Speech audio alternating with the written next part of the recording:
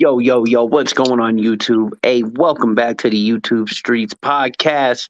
And we got our man, New Age Plug. You did it again. Let's go. We got the man, Blue Eyes. My man, go sub up to his channels. He's got a few weeks, got to get up. Let's go. Let's help him out. We got our man, Big Weavy. If you Yes, guys sir. don't know, you need to sub up to Big Weavy, but I'm sure everybody in here. But for the new people, make sure you go sub up. Yes, Sub sir. up to all of us. And Plug has two channels. So make sure you sub to both of them if you aren't already. But yeah, salute Tommy Thunder. Salute everybody in the chat. Yeah, definitely. Mr. Diddy, salute, brother. Yes, sir. Hey, if you guys don't know, Mr. Diddy's got a dope channel. You need to give him a like, comment, follow, subscribe. Let's go. Share the videos. Mike D, salute, my favorite wood. What's going on, brother? Good salute. We got my man Jimbo. Salute, brother. We got Jay Millie in the house. If you guys don't know, give him a like, comment, follow, subscribe. He's got a dope channel. Make sure you check it out. What's cracking, Jay Millie? Salute Lauren. Salute Herb Dizzle. Salute 100P. Once we get to a certain point, I usually just stop doing it. Mr. Muffin, my man, salute, brother. Who else? Let's get down. Miss Thing, salute, thank you. If you guys don't know, Miss Thing has a dope channel. She does a lot of out of the box thinking on content. So make sure you check her out. Give her a like, comment, follow, subscribe. Yeah. Best mod on YouTube. Part of the year, yeah. Man, Herb Dizzle. Salute. Yo, Savage Sev. My brother, hey, if you guys don't know, you need to give him a like, comment, follow, subscribe. He gives you the scoop on what's going on in the Colorado area. So make sure you check in. Good dude right there. Salute, brother. Salute, Bigfoot. Salute, Anna. We got Zebby. Salute, brother. If you guys don't know, he's got a dope channel as well. Give him a like, comment, follow, subscribe. All right, we're going to have to get to it because I'm going to catch up so everybody can see. What up, dog? Timmy. And Salute to everybody. Chat, man. It's New Age Plug. How everybody doing? YouTube Streets Podcast. Ronnie Blueyes, Azruction. We got a special one. Big Weavy. I seen Jay Williams in the chat. I seen Bigfoot in the chat, which is crazy. Wait, where was Jay Williams at? Oh, shit. Yeah, Jay Williams. Salute, Jay. How did I not even see that? Hey, well, if you guys don't know, we need to give him a like, comment, follow, subscribe. If you don't know who Jay Williams is, you're sleeping on it. That's for sure. All right, so everybody's favorite hillbilly, Big Weavy. Yes, sir. So, hey, let's start from the beginning with you, bro, because I don't think a lot of people know that we know about like different moments of your life, the tragedies. I don't really want to. I don't think you need to touch on any of that tonight if you don't want to. But no, the only way I'll touch on them is if they fit in with something that else has happened. You know what I mean? So ask away, bro. Right. But I think we do need to start from where your roots are, bro. So let's start there, man. So is it Kentucky or is it West Virginia or is it both? I know you're on the line, right? I'm a long way from Kentucky, bro. Are you? Yes, I'm in the very southern part of West Virginia. I'm about 40 minutes from Virginia if I go eastbound. Below me would be Tennessee.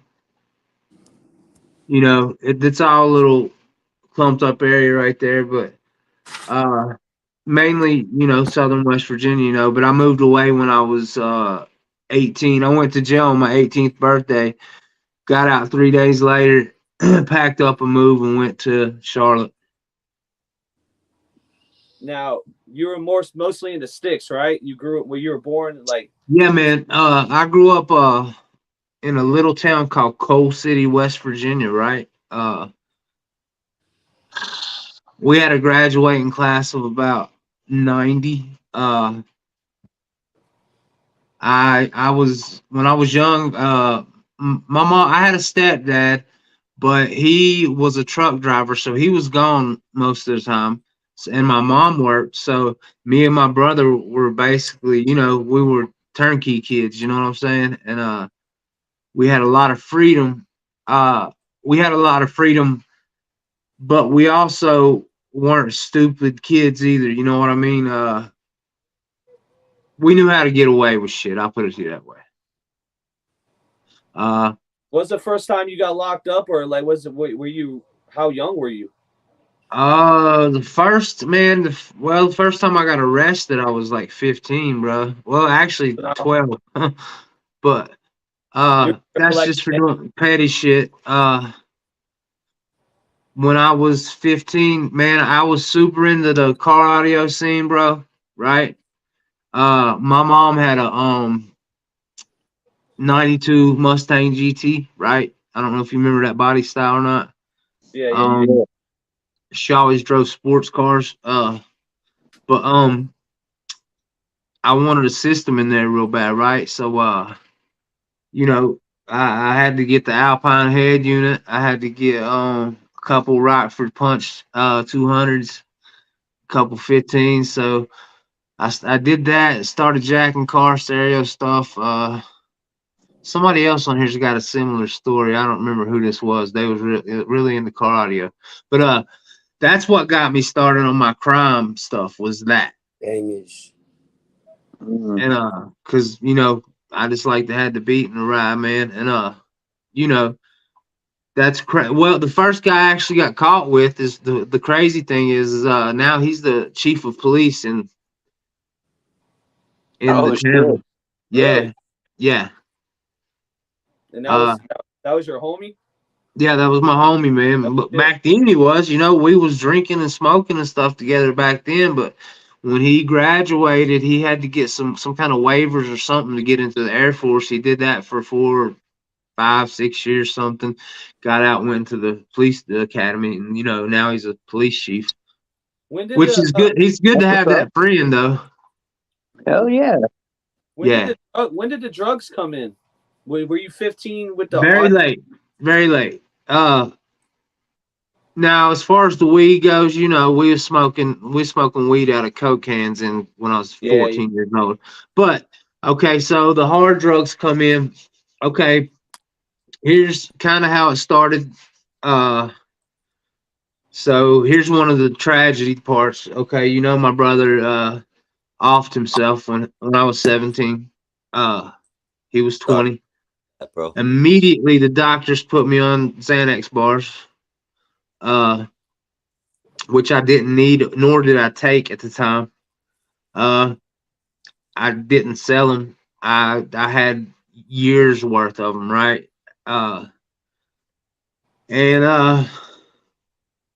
amongst a couple other things, they were I'll put it to you this way: 3 weeks after my brother done 3 weeks before my brother done what he done, my uncle done the same thing. Okay. Okay. 3 weeks after my brother done what he done, I got a compound fracture in my leg. My bone was sticking out. Right. Oh, shit. So I'm already getting these bars, and now I'm getting pain pills. Right. So, and I'm a young man. I'm 18, 17, almost 18. So I really didn't mess with the pain pills either. They kind of were stockpiled. Gradually, over the course of the years, I ended up getting rid of most of them when I moved to North Carolina.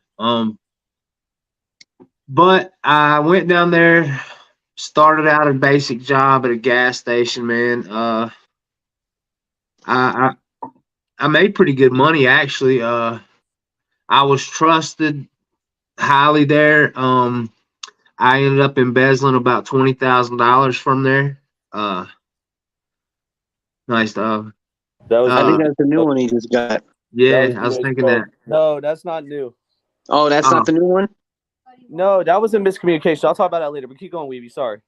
So but in the midst of having this job, they made me like, the assistant manager at the gas station, but it was a big corporate one. It wasn't it wasn't a mom and pop's one, but all that is uh, a babysitter and somebody to come in when nobody else shows up to work, and you get paid a little bit more. But I had the keys to the office, and I had keys to the doctor, or I had the means to doctor paperwork too.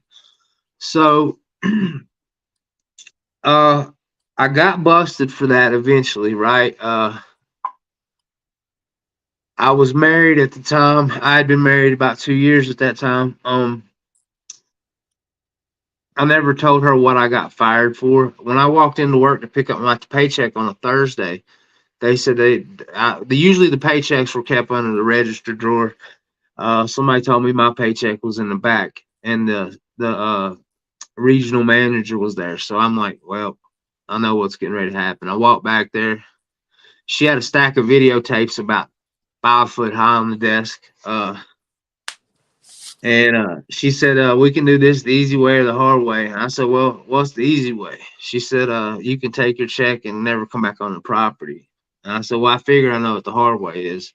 And she said, you do. And I can call him right now. And I said, I'll take the easy way. You know what I mean? I'll take the easy way, definitely. Well, after that, I left and went to a Chevrolet dealership called Randy Marion Chevrolet. It's the largest volume dealership on the East Coast. Very big, very, very big car lot. I mean, basically in that area, in the Charlotte, Mooresville area, which is where all the NASCAR teams are. That's they dominated the car dealership scene. I worked my way from being a detailer to the finance office, right? And how I made money in the finance office was, most people that go in and buy a new car, all they care about, they're happy they're getting a brand new car. They love that smell of that car. They love that they're getting ready to go show their friends that car, right? So while I'm sitting there fast talking them, I'm offering up these silly warranties, man. Not gap, because that's a good thing to have, but like tire protection, paint protection, cloth protect, just this and that, right? And you offer it up to them, and the pitch is, hey, it's only going to add $3 a month on your payment, right? Or 4 or 5 or 10, all right? So they're like, oh yeah, I'll do that. So every time they done that, I would get a $300 to $500 bonus off every signature they did on that, right? So I was making 6 figures, by this time I had gotten a divorce, because I ran into a fine young lady, and she got pregnant, and we had a daughter. Okay. So while I was in the anyway, while I was working in the finance office, man, here's what happened. I had a buddy call me from West Virginia, and he asked me, man, he knew that I knew how to get stuff, and he told me, he asked me, man, he said, can I bring some pain medication back to West Virginia, So it's just so happened that about a year and a half before that, my mom had got her whole left lung taken out, right? Holy shit. Yes. And they prescribed her Oxy 80s, 90 a month, and she never took them. She took ibuprofen. She took the 800s instead of the Oxy 80s, right? She tried to take one time, and it was just too much. It made her too sick, right? Sold them and you took some of them and you sold them, huh? I took the whole year and a half supply of them and sold them. Holy shit. At $100 a piece. Okay. Ooh. So this is what got me into that scene. Okay. Yeah. So after I got rid of all of them, it took me 2 weekends to get rid of all those, right? Of course, I broke my mom off a pretty good chunk of. She went out and bought a brand new car. And before I go any further, I'm not bragging about this because this was one of the stupidest things. It ruined my life. So I figured, man, this is a huge way to make money, right? So I knew a lot of people around there that got them, right? Because they wrote them left and right there because it wasn't a problem there like it was Right. back here. So I was picking up Oxy 40s for $5 a piece, Roxy 30s for whatever, $2 or $3 a piece. Really cheap prices, and going back and making a six, Jacking them all up. 700% profit. You know what I mean? Yeah. I had a Cadillac CTS, a brand new Dodge Ram, quad cab, bagged, rim, 24s on it, all the TVs and whatnot, So I was balling, man. I had plenty of money, dude, and it was throwaway money. And money, fast money goes fast. It really does. If I would have been smart, I would have saved that money and done something, lucrative with it. But I was 23, 24 years old, man. It goes as fast as it goes sometimes.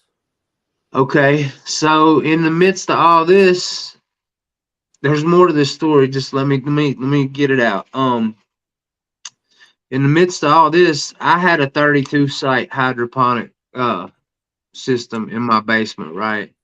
And this is when weed was really still taboo and bad. Yeah. We're looking around 2002 or 3, somewhere around in there. Well, my best friend that I thought was my best friend, right? He had gotten pulled over unknowingly to me, and with the ounce of weed that he had got from me. And he was a really spoiled kid. He worked at his grandparents owned a pawn shop. He worked there, so he got mad gold, mad chains.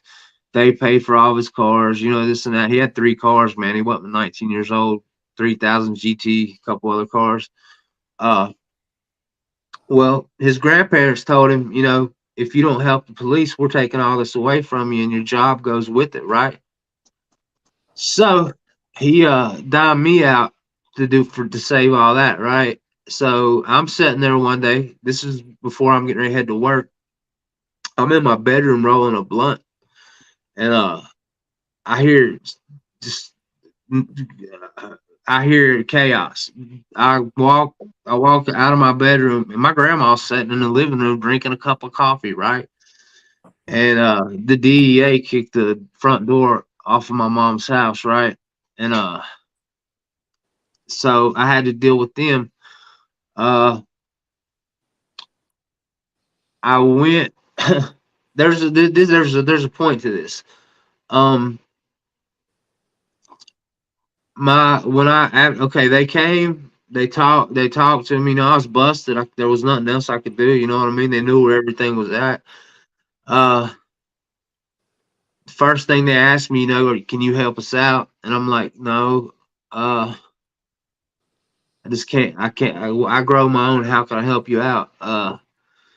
And they sorry, man. I'm just. Take time. You're good, man. They anyway. So my boss, the man that owned the dealership I worked at, happened to be an honorary sheriff officer. You know what I mean? He donated a lot of money, in other words, so they gave him a badge. I called him. He called the sheriff. The sheriff agreed to where I didn't have a bad criminal record. You know what I mean?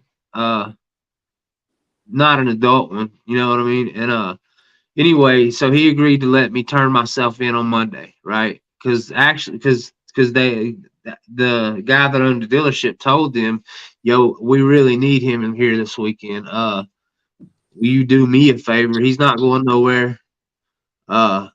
This and that. Well, that bought me time enough to, get a lawyer. And so that Monday morning, well, let me go back a little bit. I left to go to work, and my grandma, I never had really messed with the Xanax, right? my grandma and my aunt that lived there, they had Xanax out the wazoo, bro. It's something that everybody in my family was on Xanax. I guess we all had some kind of problem with Xanax, right? but yeah. So my grandma handed me. She would take Xanax and put them in aluminum foil and then wrap them up in paper towels and then some scotch tape and this. Anyway, she handed me some Xanax, right? Because I was nervous as shit. So I popped 2 of them, and that's the most I'd ever taken was maybe a half of a football.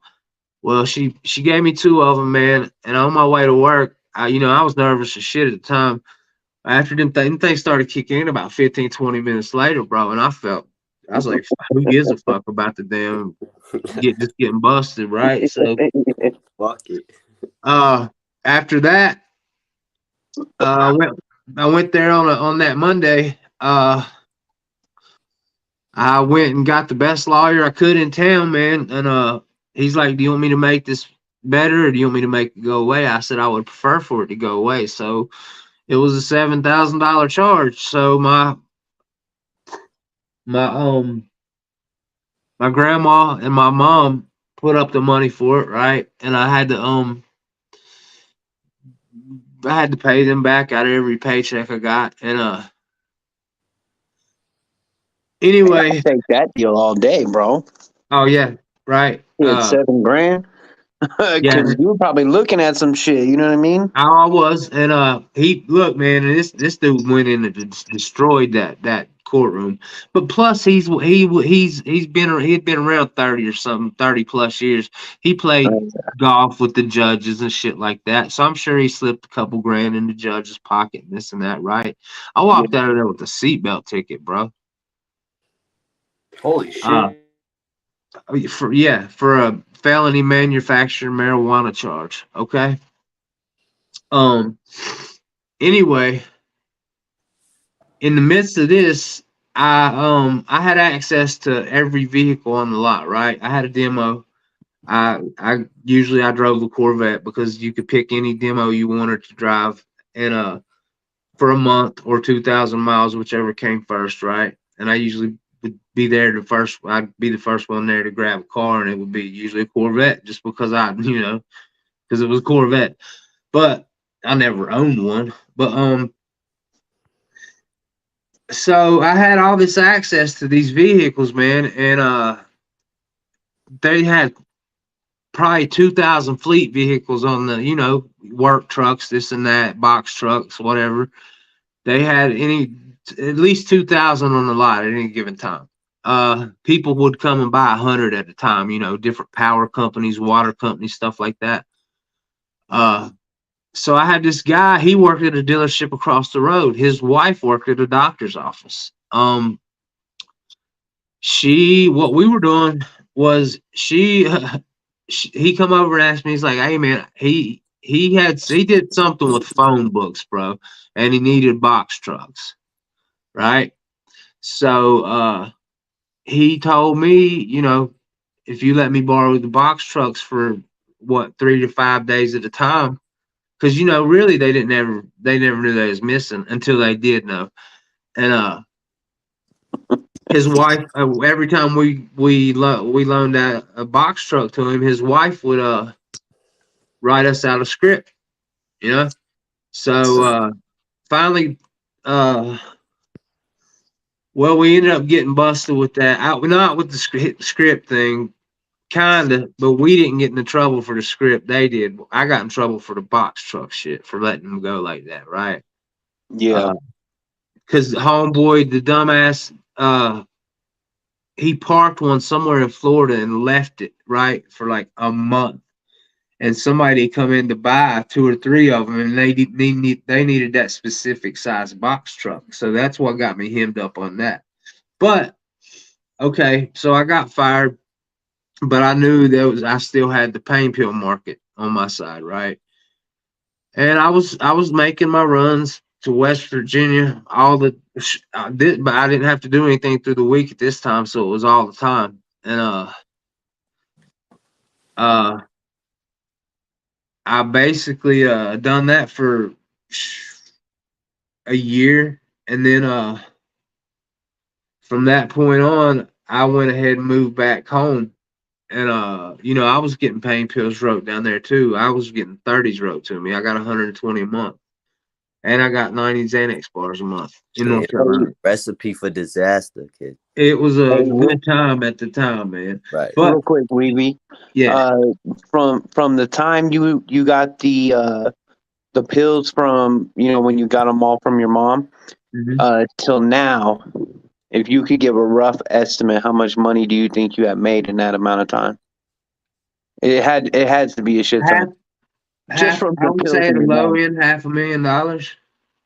Shit, that's a good amount of money. And how and what span was that from 18 to where we're at right now? Well, not right now, but in the story right now.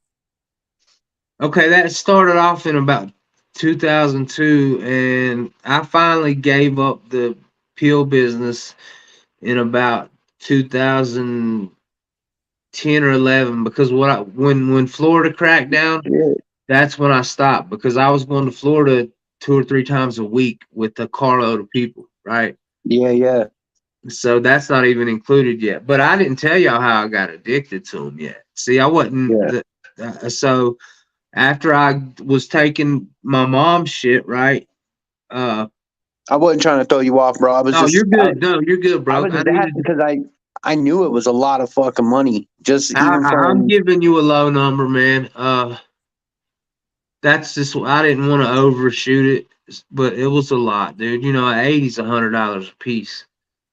And I had, like I said, a year and a half's worth, maybe more. At 120 per bottle. Adds up. But and then they go as fast as possible. People would trade you back their babies for them if you wanted. You know what I mean? It wasn't always cash. Sometimes I'd get me a different whip with them. I'd get whatever. Anything I wanted, basically, I got with them. So where I got addicted at was me and my homeboy Pork Chop. We were on our way to West Virginia to get rid of these things, right? And I didn't really know the power of them at the time. So I said to myself, I said to him too, but I was like, I want to see what these hillbillies is paying all this money for. We had 40s on us at this time, so they were $50 a piece. So I'm like, why are they paying $50 a piece for this pill, right? Much less than $80 for the other ones. So I laid 2 out for me and 2 out for him. We didn't even take the coating off. We were rookies. We crushed them up, man. And about 5 minutes later, I was like, man, these things ain't shit. They're getting ripped off. As soon as I said that, bro, my stomach turned. I had to hang my head out the window. And there was just puke all down the side of my truck. I looked over, homeboy's doing the same thing. But after that, it felt like God laid his hands on my shoulders, man. And it was actually the devil. Yeah. Ooh. Bars. Definitely. But it was the most warm, soothing, euphoric feeling I had ever felt in my life. Up to this day. It never got that good again until I started slamming stuff. But so after I moved back here, man, they cut me down to perk 10s instead of the 30s. But my mom was still going, huh? No Tylenol? The pinks? No Tylenol. No, they wouldn't give me the pink hours, the instant release. They were giving me the regular perks. Oh, okay. The 325. No, I like them little pink ones. I call them pocket rockets. But so my mom, she still got pain medicine, right? By this time she was getting Opanas. And if anybody don't know what an Opana is, it's basically the strongest pain medicine made. All right. I wouldn't trade one Opana 40 for 2 Oxy 80s. And here's my dumbass. She was getting perk 10s, and I'm like, Mom, go back in there and tell him these ain't working, right? Well, next time you go. She told him, and then she come out, and I looked at the script, and I thought it said open ear. It was said Opana ER, right?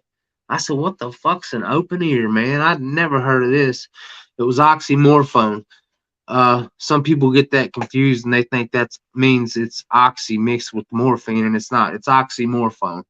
Uh, but anyway, so I go home, and I always like to try two of everything when I did it.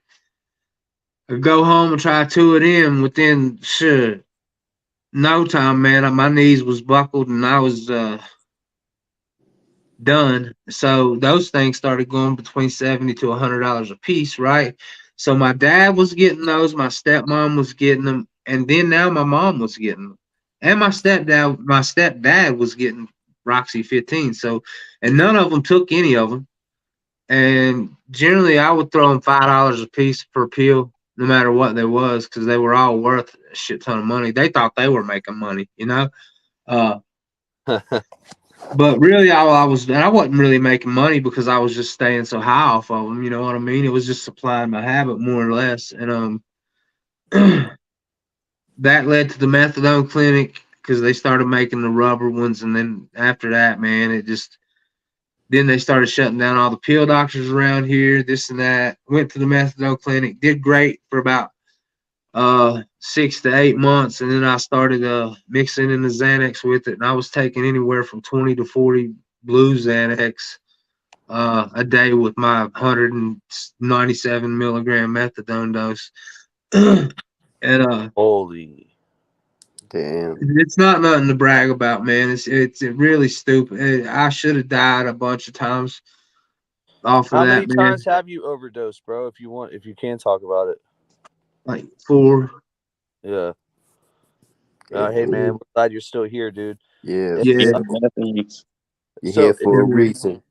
Man, I went hard, bro. And you know, here's the thing, though. You know, when my mother passed away, you know, I had been clean for 6 months, and on her before she was going into surgery, she died in surgery. Well, she died after surgery, but Sorry to hear that, bro. thank you, man. All right, Bro. Yes, sir.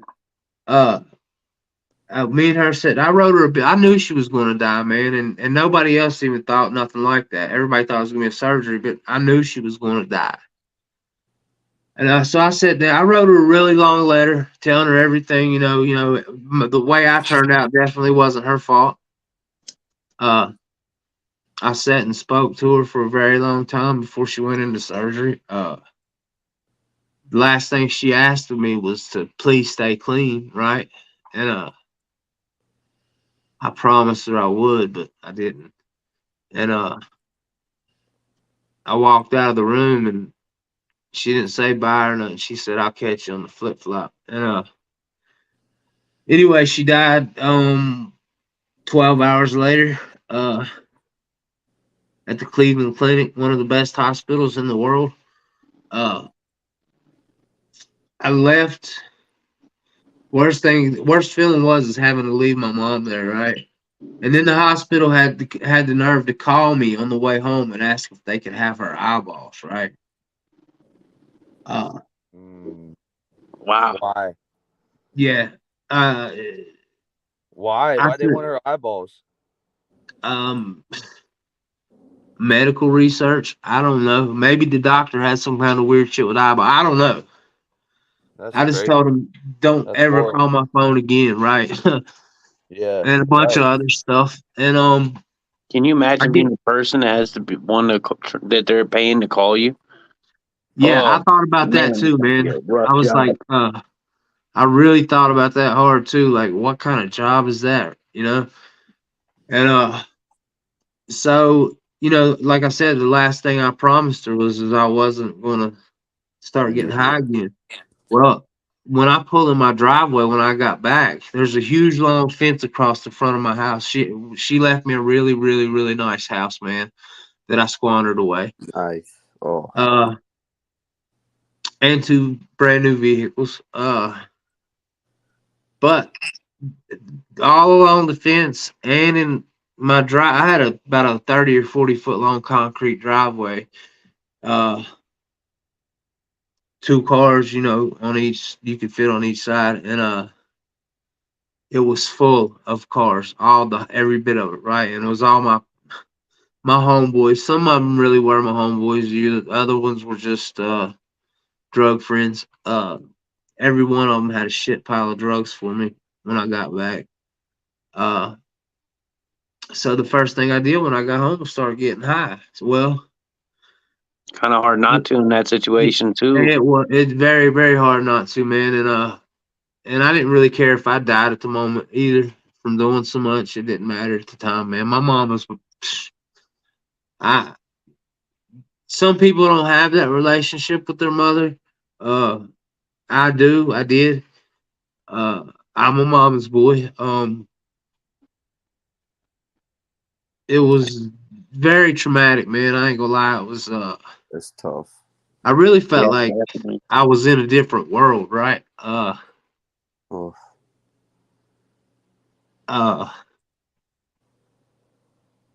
So I ended up getting a pretty good lump.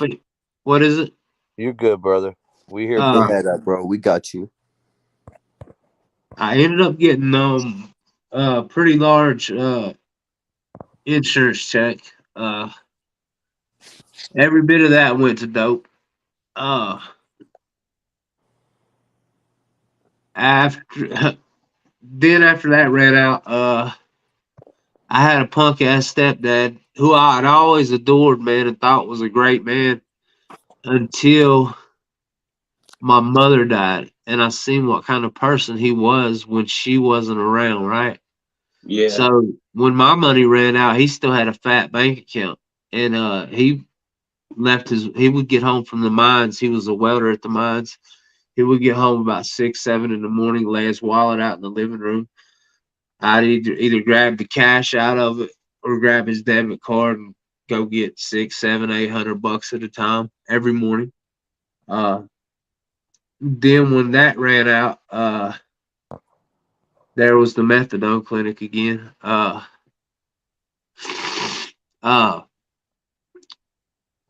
good. So we Take your time, bro. Yeah, if you need a second, go ahead, bro. Yeah. I'm good, man. So that led to the methadone clinic, man, and I wasn't going there for the right reasons. It was nothing but methadone and Xanax, methadone and Klonopin, whatever kind of benzo I could shove down my throat with methadone. That's what it was. Yeah, that's how I lost my cousin, man. Yeah, I lost my cousin the same way. Deadly mix, bro. Deadly mix. Yeah, very deadly, and I don't have I have no idea how I survived it. Right? They got to be for a reason, man. Yeah. And then I had never dated a chick that had been on drugs, and my girlfriend at the time, which was my girlfriend at this point, she'd been my girlfriend for about 4 years. We were both strung out by this time, right? And we ended up breaking up. I had done basically I was losing my house, right? So that's the point when I became homeless. Now was the house paid off? I'm not talking about couch surfing homeless. I'm talking about under the bridge homeless, right? Hey, was the house paid off and it was like the property taxes you didn't pay, or? Well, no. Here's the deal. Payments? There was about $15,000 left on the house, right? Okay, I got roughly $100,000 between 2 checks in insurance money, right? And one of those checks were meant to pay off the house, right? Oh, I get you. And I didn't pay it off. So okay. She left me the means to have the house, right? And the only reason she bought that big, nice house, it had a nice pool, like a 30 by 40 foot 2-bay garage. It was nice, man, really nice. And I just, like I said, I squandered it away, man, and ended up homeless. You want to hear the next crazy chapter in this, man? This is a nutty story. You can look this up online. So the day I had to leave the house, one of my friends, he was off in the head. His dad had offed himself too, so it made him kind of kooky. His name is Jeremiah. He stopped by. Well, he was like, man, I wish you'd come down to my house and stay with me, right? This and that. Well, I went down there to stay. 2 days into that, he had a crazy ass brother too. His brother was loony as hell. Now look, these guys had been spoiled rotten their whole life. They had everything they wanted. Their mother was a nurse, like a charge nurse at the VA hospital. Well, not Jeremiah, my homeboy, his brother. He thought that his mom was trying to poison him, and that's the craziest shit ever because she wasn't, right? Yeah. I was sitting in their den. My homeboy Jeremiah was in the shower. Josh, the brother, he followed his mother out the door. When she got down the second step of the porch, he took a steak knife and sliced her throat. Ooh. Holy shit. Right? So that was a crazy start to me being homeless, right? So then homeboy definitely didn't want me to leave because his brother's locked up, right? And he's all alone in that house, and plus the fact of what just happened to his mother. I stayed around, man. About a month and a half later, he got a $650,000 life insurance check. Okay. Damn, bro. Yeah. So and he was into the same shit I was, right? So he was kind of greedy with the money, though. You know, we would go get $4 or $5 grand worth of pills a day, and I might see 2 or 3 of them, right? So I started sitting there thinking, man, this dude's kind of greedy, right? You know what I mean? So one day he couldn't find nothing, and he knew I could. And he was like, man, he had, I guess it was about close to 5,000, maybe a little bit more than that. I don't know. But I've made up some bullshit story that I could get these bars and a bunch of Roxy 30s for really, really cheap. And, you know, if he spent the whole $5 grand, right? So in the meantime, I call my homeboy, Danny, rest in peace, Danny. I call him, and say, hey man, you want to make a quick $1,000? And he's like, yeah. I said, I need you to come pick me up. And so this dude Jeremiah, he's real militant. He kept, you know, he had a couple AR-15s and a SK and an AK sitting around. Well, I knew there was a chance that I'm gonna take one in the back, right, on my way out. But anyway, so I said, look, man, dude ain't gonna pull down your driveway. He don't know you.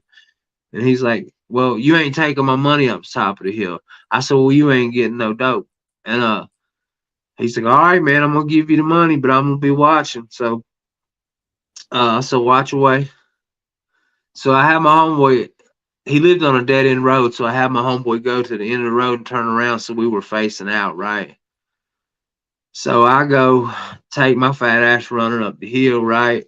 And they popped the hatch. They had this little tiny ass Hyundai, right? Little car. It was back when they were throwaway cars.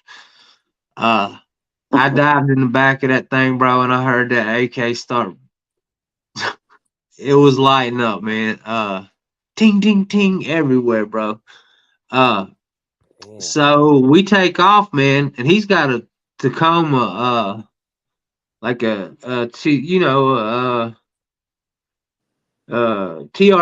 You know, it had the good engine and stuff in it, right? It could run. So he started it up. It took him a minute because he had to put a jumper box on it, right? But he caught up with us, all right? So we go on about a 20-mile chase, and finally I said, pull over, man. I'm gonna go ahead and fight the motherfucker, right? Let's pull over. And we pulled over. He's like, man, where's my money? Where's my money? I said, didn't you see me meet the dude down at the end of the road? I sat and told a blatant lie, and he believed it. I made him believe that we met some dude from Florida in a white Suburban, and the dude took off with our cash, right? So, yeah, he believed it, and he didn't at first, but I convinced him of it, Yeah. and We had to go with it. man, I'm telling you, look, this was a crazy. I've done some crazy stupid shit like that. Anyway, I ran into him about 4 weeks later, and we threw down. And I guess he got his $5,000 out of me. I don't know. He didn't really win. Neither one of us really won. But so after that, man, I said, well, I was in the streets. Everybody's heard this story. I was out on under the bridge for a couple weeks, and finally, I was walking by a storage unit, man. Like a storage facility, and I said, the idea popped in my head. If I could get one of these motherfuckers, I have me a place to live for a minute. So the first door that I grabbed was unlocked, right? By the grace of God, I opened it up. It had all the household needs. It had a bed, had a pretty small flat screen, a DVD player, extension cord in there that I needed. So I unscrewed the light out of the ceiling, wired it into that, and had me like a 3-prong end on it, enough for if I needed to use their microwave, whatever, the TV, the DVD player, charge my phone. I got Wi-Fi from the rent center right up at the top of the hill from it. And it was springtime, so I didn't need no heat. And it was a little chilly sometimes, but hell, they had blankets in there too. And I would go in right when it was getting dark or something, we're basically after the business closed. I would get up and leave at about 6 o'clock, 6:30, because they would get there about 7. Well, after that, man, I finally I roamed around, and I finally, bro, I'm gonna tell you what, I had never knew what it was like to walk by a restaurant and smell food and not be able to get something to eat. Right, that was crazy. I lost about 90 pounds during this, and it's a lot of weight. it was for me. I probably weighed about. I started off probably. Well, how tall are you too? I'm 6'3.5". Yeah. Uh, tall, yeah. So at the time I probably weighed 310, and then I dropped to 90 pounds, and at least 90 pounds, and I ran into one of my homeboys and his mom, she told she now this is where good karma comes into play.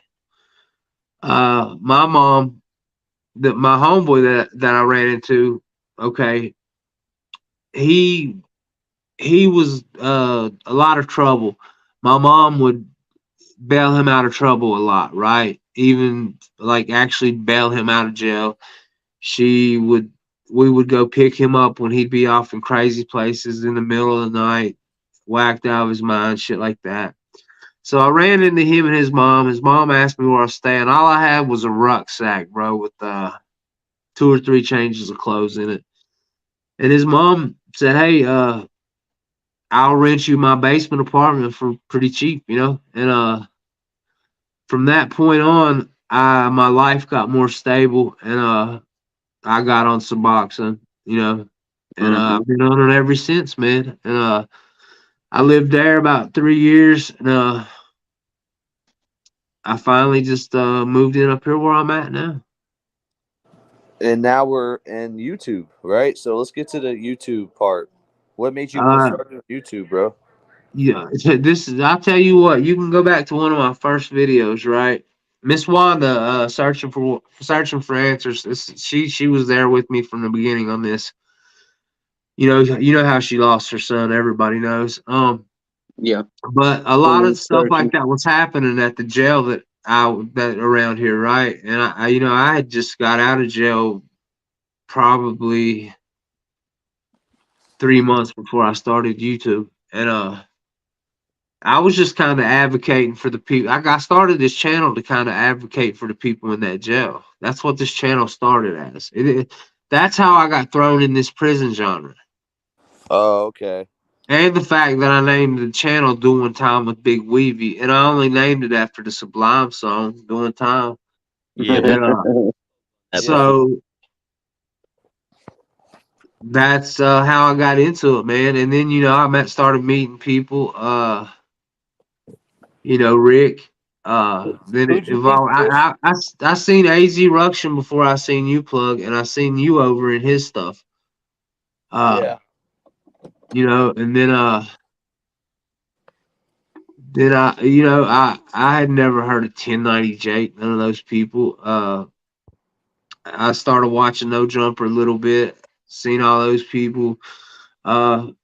I was interested in a lot of the topics, man. So that's what landed me basically where I'm at, man. But now, uh, my live streams don't have a whole lot of just specific topics. It's just a place where we chill at. Sometimes it gets good. Sometimes most of the time it's boring. To some people. Some people love it.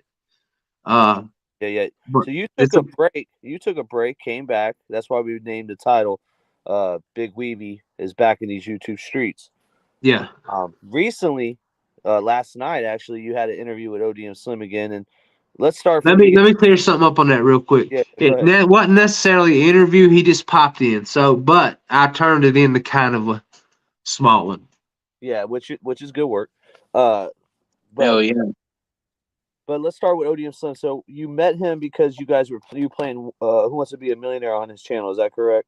Yes, I was just for some reason his channel showed up in my live feed one night. I just went in there to see what was going on. I had never been on a live stream before in my life. I'd never been in front of that many people on the internet in my life. Uh, I was probably the only white person in there, maybe besides Chaco or Popeye, but they certainly had never had a hillbilly in there. Yeah. And they were digging me, man. I was a novelty to them. Uh, my boy, my vocabulary and the way that I talk it hasn't changed, but it has. I've learned to speak clear. You know what I mean? Yeah. Uh, Yeah. because I really had that. Hey man, what's going on? How you doing, man? There's that kind of talk to start off with, and I didn't change it on purpose. I changed it because I had to do it to talk to other people. Right. Yeah. Yeah. Me too. I had to speed my vocab up a little bit too because I'm from the South. We you and Hunter Zan sound alike. He talks slower. Yeah, yeah. But yeah, bro. So ODM Slim. So it wasn't really an interview last night, but I do have it up. Do you guys want me to play it? You can if you want, yeah. But I do want to make some stuff clear after you play it. That's what I'm saying. Let's play it, and then we'll let you talk first, and then we'll go after that. How about that, guys? Is that okay, AT? Sounds good. Oh to me. yeah. Okay. Go ahead. Do you catch much of the YouTube streets? Huh?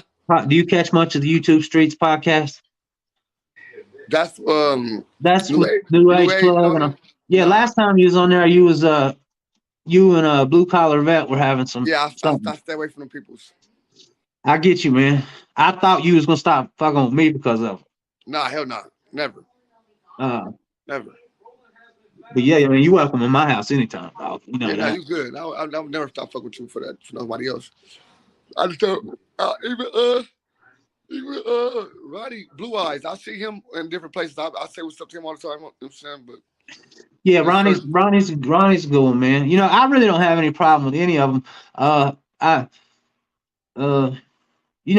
Everybody can use a little critiquing, but they're my homeboys, and but they sometimes the only thing I think they do a little bit wrong, and I'll probably get lashed over this tomorrow. don't get Is lashed over it. they I'm gonna say like what they do wrong. Let me say what they do wrong, so you don't get lashed over it. They do a lot of clout chasing over there, bro. And sometimes clout chasing come with a lot of drama, and they create nonsense where they don't have nonsense to be created. You know what I'm saying? They I don't really don't pay attention to them, but the people that I did had an issue with at one time, they just thought they was running something. They running stuff that they can do what they want on my page on different things. Well, And you all know, I types of used stuff. to have the problem I'm getting ready to talk about is having too many people on at one time trying to talk about, and then you got two people this time trying to discuss something, and you got four people yelling over top of them two. Debate's great. I love a good, good debate, argument, whatever it is. But when it gets to having to scream over each other, I'm out on that. All right. There ain't nothing accomplished. What the hell you watching? TV or you lady? Yeah, I'm watching my little show on everything. It's going up. I heard that, man. Yeah. Yeah. Damn, how you grow on YouTube, Slim? That's how you come up, bro. Yeah, Slim, man, he's come a long way since I've been on here. Hell, he was doing good when I did come on here, man. I wasn't nothing. I had like 5 subscribers when I met Slim. Drama ain't how you grow on YouTube. That's a lie. What is it? Drama ain't how you grow on YouTube. Nigga, drama. Oh, I didn't see the drama. No, that's what he My said. bad. I'm saying, but that's how you get a drama ass YouTube page. It's a difference having a drama page and having a YouTube page that have people that's intellect and got some type of, morals about themselves and all that. And start with whoever YouTube channel it is. That's who brings the viewers. So drama don't brings everything. You know what I'm saying? I know people that do all regular content. I'll tell you what. Okay, the drama does happen, but if I don't feed it, you know what I mean? Right. It's going to happen sometimes. It's going to happen. I just don't feed it. There be no drama, but at the same time, drama don't grow nothing. Drama let people know that you don't play.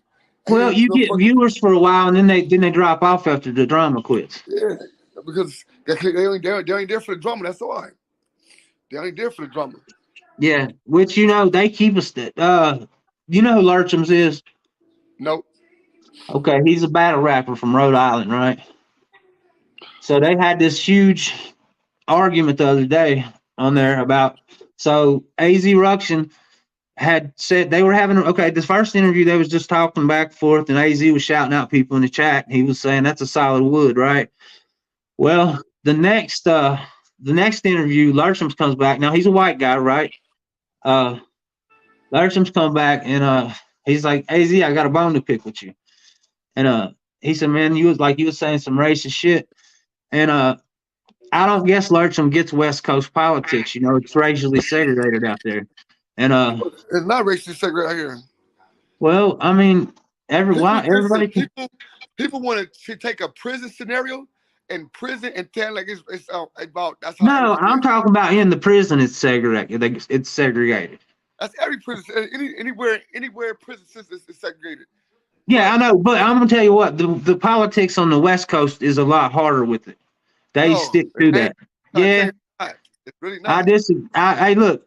I agree to disagree with you because you're my homeboy. We don't do it like that. But no, I'm just saying because I know people that my brother right now in New York, in prison in New York, that the same race riots, all this shit that going on because he from LA don't mean nothing. That's just the same shit going on there. The same. Now, same. I'm not saying it don't go on. I'm just saying I think it's a little stronger out west. And that's here's the thing. Look, movies make it like that. Well, I don't watch movies either. So, but look, now what I'm going is from prison dudes on here, right? Okay, but look, listen to me. Hear me out. I've been to the West Coast, but never for nothing like to do with anything like that. Okay, right. So really, I shouldn't even speak on it. But just from what I know from the people I know that's been in prison. Well, they were talking specifically Arizona. So, you know what I mean? So, yeah, I don't know about Arizona. Never been to Arizona prison. None of that. And California prisons is one of the biggest prison systems. Oh, yeah, definitely. And it's not like people say it. Like, I hear other people like, oh, yeah, out here in Vegas, we do. But a lot of people out here do this stuff as YouTubers. Not really people that I got you, man. I get what you're saying, bro. And I talk to people that have really been in prison. I'm like, can we do it like this, that? Like, hell no, bro. That shit sound dumb as fuck. Right, I get you. I get you. I heard some boys say in Arizona that they jump on people with this dick and all that, and people like, nah, what the fuck? That's not possible. Woo, I'm like, but I go that because I do hood vlogs now, so I go to niggas' hoods and I ask these questions to people that been in jail and all that. Right. You know what I'm saying? So it be the YouTubers that just do this. That YouTubers do extras, bring extras to their stuff. Well, I know, man, a lot of YouTubers, man, they, I've seen a lot of the same stories repeated to almost to the exact same T, from one person to the other. Too. So Me too. That genre's dying out, bro. Yeah. And go. Yeah. I can't wait for C-Mac to get out either. The Milk will have content for years for that. Fuck Milk. Groove. We back his channel. Yeah, Groove. Hey. Back his channel. I was on YouTube streets one other night, right? And I had my Astros hat on, and he was like, he texted Plug, and he said, tell him he better take that hat off. I said, eat a dick, bro. I said, I'm an Astros fan. I'm not in California, bro. I wouldn't wear it out there. Don't matter. You're a game, man. You're wood. Yeah, exactly. My brother just got out after doing 13 years racial. All right, so hey, before you start, Weavy, I just want to say one thing. ODM Slim watches because he mentioned AZ and Blue Collar getting into a fight. If you listen closely to what he said they're even having eternal beef. So what is he talking about there? You know what I mean? Or he could be talking about the Allen situation. I don't know what, but that ODM Slim still watches everything that's going on. Of course he does. Look, man, I'm gonna go ahead and tell y'all this, man. Okay, look, ODM's my boy. I know a lot of people don't like him. He's just always been respectful to me and welcomed me. Oh yeah. That's admirable. The thing with ODM is it's hard to get a word in edgewise, okay? And when we were talking about the drama, there's a little part there if somebody goes back and watches it later, I was getting ready to say I'm not down with the drama, but that's what the YouTube Streets podcast is a drama podcast, right? I talked to you on the phone earlier about that too. Yes, and I never got the chance to say 100%. That. Yeah. And we acknowledge that, we own that. Because I was at least going to defend you to the to a reasonable doubt, or reasonable, whatever. And when I was talking about, the yelling over each other. Now, look, don't get me wrong. My channel's as guilty, if not worse than you guys', right? Yeah, we all been there. I'm guilty of it. We're working on it behind the scenes. I've cleaned that up. Yeah. We're working on that as well. I am, at least. I know AZ has a lot of pride, right? Am I correct, AZ? Yeah, sometimes too much. Okay. And I know you don't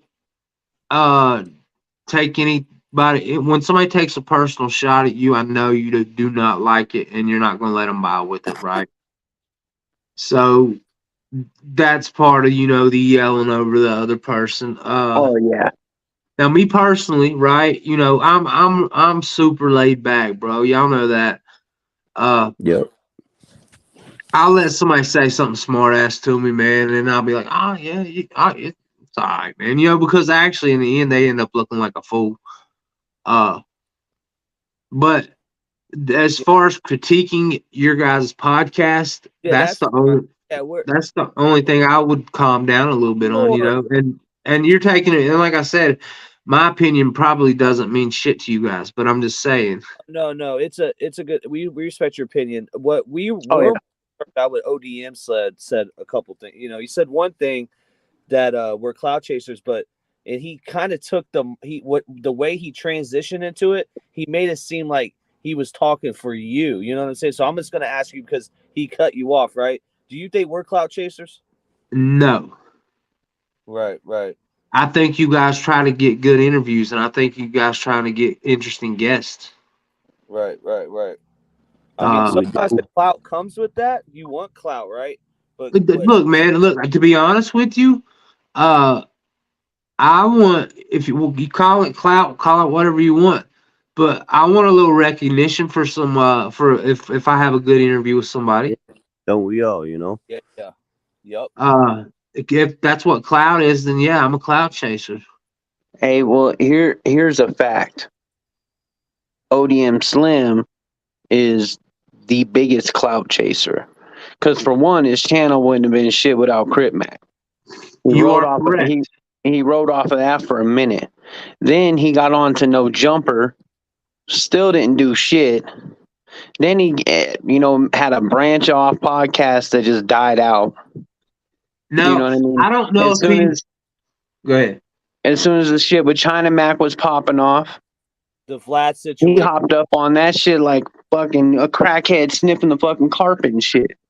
That fool was on that shit quick as hell. That dude's the biggest clout chaser. When he had the fake the gun or whatever with Vlad, allegedly, when it was like a little prank, and then he did the China recently with Lupe. Like, come on, bro. That's that little stunt. After I heard about that, I went and watched it. I'm like, well, Punch, that was clearly like just fucking around. Like, I thought it was obviously fake. You know, I thought they were just clowning. So that's clout chasing. That's trying to grab. You know, it is. Do I think ODM Slim might have? You know, he. I think he could have done his own thing, right? But he definitely grabbed for the people that were hitting on YouTube. You know what I mean? Definitely. No doubt about that. I'm not saying he would have been some kind of superstar or nothing. I'm just saying that he had his own thing going, but definitely, you know, the Crip Mac thing, getting him in on the No Jumper interview. You know, he's been around the Drinks with Jinx, all that stuff. Yep. With all that exposure, he's at 20,000. Kelpie, which that would have never happened if it wasn't for me.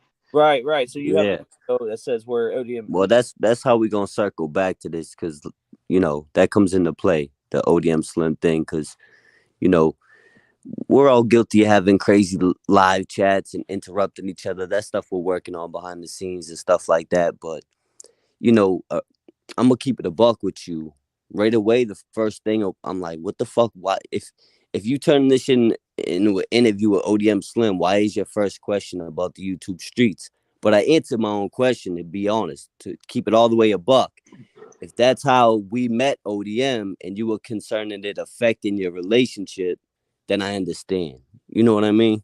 And a little constructive criticism is okay, especially when you call me and talk to me about it. You know what I'm saying? Yeah. So we're good. No, you know what I mean?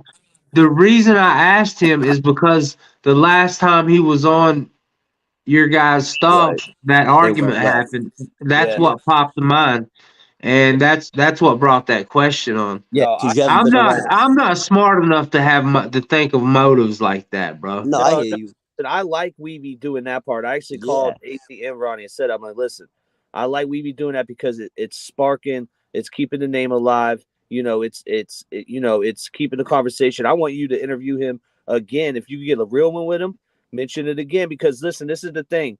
ODM Slim, at the end of the day, you have on paper, you have contradicted yourself, bro. There was one time you were yelling at your kids on our interview. We brought you up one time with the King AK-47 interview. We brought you up just for the love. You've never been on a live with him.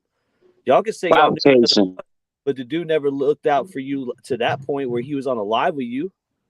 Let's be real, bro. You know, we looked out for you on some shit too. And that because we were at the same level at one point. Hey man, let me grab me something to drink real quick. Yes, sir. Because this is the thing, right? It's usually when we get a big guest is when we see him. It wasn't just one. Even with Milk, playing devil's advocate, saying, "Yo, ODM Slim, you know he's getting a better channel, Milk." Da da da da. Me, motherfucker. Yeah. So for him to say, like, he could be like him, you know, obviously AZ's really upset with him because, you know, he sold him a dream. Let's be honest. He sold him And I don't even really care as much anymore. But he does that. To be honest, I don't even really care that much anymore. I used to, but now I don't even really care because I just learned that that dude's a joke. So if anything, I'm more mad at myself for even, you know, Entertaining. yeah, because I had people in the background, you know what I mean, And let's be honest. telling me that he's full of shit, So Hey, I do want to say something to you guys real quick. Yeah. You guys have always been my homies. New Age, me and you had that one little thing. Yeah, we could have talked about that too. I mean, we have so many times though. Yeah, I was just saying we did. I wasn't even gonna get into it. But I'm just saying. Other than that, I mean, all four of you or all three of you guys have always been respectful to me. Az, you always you always all shout me out. Yep. And Um, vice versa. yeah, well, like I said, man, I got the attention span of a gnat, bro, and sometimes I just don't remember what I'm doing. And when I'm doing my lives most of the time here lately, it's solo dolo, Yeah. and I'm more or less interacting with the chat. And you guys don't pop up much in my lives, you know what I mean? Not a lot. Sometimes you may be watching, I don't know, but I know Yeah. sometimes y'all might catch a little bit of it. But Yeah. no, I have the utmost respect for all you guys, man. And you're really doing something heavy here, man. If you keep doing what you're doing, you're gonna go far with this. You know what I mean? Yeah. Uh, We trying. but We you love. know, I like to be associated with you guys. Yes. I oh have yeah, One of my. we all have likewise. fun poking at each other and uh And that's part of the YouTube streets too, the Yeah, podcast part, we got thick skin. Like if we can dish it, you got to be able to take it too. I was on one today, bro. Every live I was in, bro. I don't normally do that, bro. But I was on one today. But as far as the live goes, I don't think you had no malicious intent. You know what I'm saying? No, Some well, of the I didn't worst, even know the Yeah, homeboy no, was I but don't coming think on, I bro. don't think like that either. Yeah. some of the worst shit in the world is done with the best intentions. But Yeah, the road to hell's paved with good intentions. right, but a little respect goes a long way. So when you you put respect in the name, it wasn't nothing crazy. You called us, so people know it's all good. You know what I Yeah, mean? man. Yeah. It's No, all. Yeah. 100%. But Yeah, I just care more about what ODM Right. said because he's just full of shit. Has he even ever been to prison or yeah, just jail? he called you a wood weavy, didn't I he? know. Which but look, when I've been to jail, people's call me Woods too, bro. Interesting. That's Mhm. good. I mean that. Yeah. I mean, yeah. You label yourself as a wood though. Do I label myself one? Not really. Uh, but there's a lot of people that call me Wood. You know what I mean? And You're from the woods. yeah, I'm from the woods, and like I said, when I've done 30, 60 day, whatever, shoppers in jail, you know, people's Yeah. call Hell me yeah. Wood. So I don't know. I don't know so much if I don't think that's really an organization, right? Or am I wrong? I mean, it's a branch Depends off. what state. Yeah. It's just kind of, Okay. Well, anyway, I mean, that's I just guess kind of how we around where I'm call. from, it's just the general term for a white dude in Yeah, jail. that's just what we call each other. You know what I mean? That's how we. It's just a term of endearment for the That's how most it is part. out here. Like you guys might call each other white boy, like Now, does that it white boy. bother me? No, not at all. But ODM Slim said the woods don't gangbang. He So probably that's meant street not an organ. gangs, like That's Yeah, they're beyond not my like a street organization and shit. So. yeah, that's beyond my knowledge of that. And they don't gang bang. It's different. You know what I mean? Yeah, I got you, man. But really, in all honesty, man, like I said, I was going to explain to him that this was a drama channel, and you can it's drama, but it's it's usually necessary about up drama. to date facts and usually are up-to-date events, and up-to-date events are drama. Yo, If you really want to get down to it. facts. Well, So- what I was gonna get into is the prisons are segregated. He doesn't know Well, what he's y'all talking didn't. You about. didn't watch the part where Joey jumped on with ODM. Mm-mm. Yeah, Fetters, come on. Oh, he did. Oh yeah, Part. Fetters knows his shit too, Feathers Yeah, said, he broke it down. especially for the California. You know what I mean? Yeah, He shout knows out, exactly shout how it out goes. Fetters, man. Yeah, salute Fetters. But No, yeah, But man. that's why I'm asking is like, yeah, if Salute. he's been to prison and he would know, he wouldn't have to go to big hoods like he was saying. I go to all the big hoods, and these I asked them. Why would you have to ask him if you've been there? Then you would know. Right. You know, he just does goofy ass shit. I mean, and me personally, like I told people before, and I'll make it clear again, like I don't care anymore like who people talk to. It's just YouTube. You know what I mean? People gotta, make their Bro, I way, do talk their to thing. everybody. Yeah, you know what I mean? So it's not, so don't ever think that I don't give a shit. What ODM and I have going on, that's what we have going on, Yeah, Yeah. and I wouldn't want to see Weavy and his relationship take a hit No. because of us, or because of something else that Well, went down on our live. ODM Slim contradicted himself because he was like, "Oh, He always does, though. you know what I mean?" Yep. Hey, but let me tell y'all something about me staying or me keep being cool with most people. Now, there's some Yeah, people I'm not cool with. But me keeping it cool with most of the people that are enemies with other people, or not even enemies, but you know what I mean.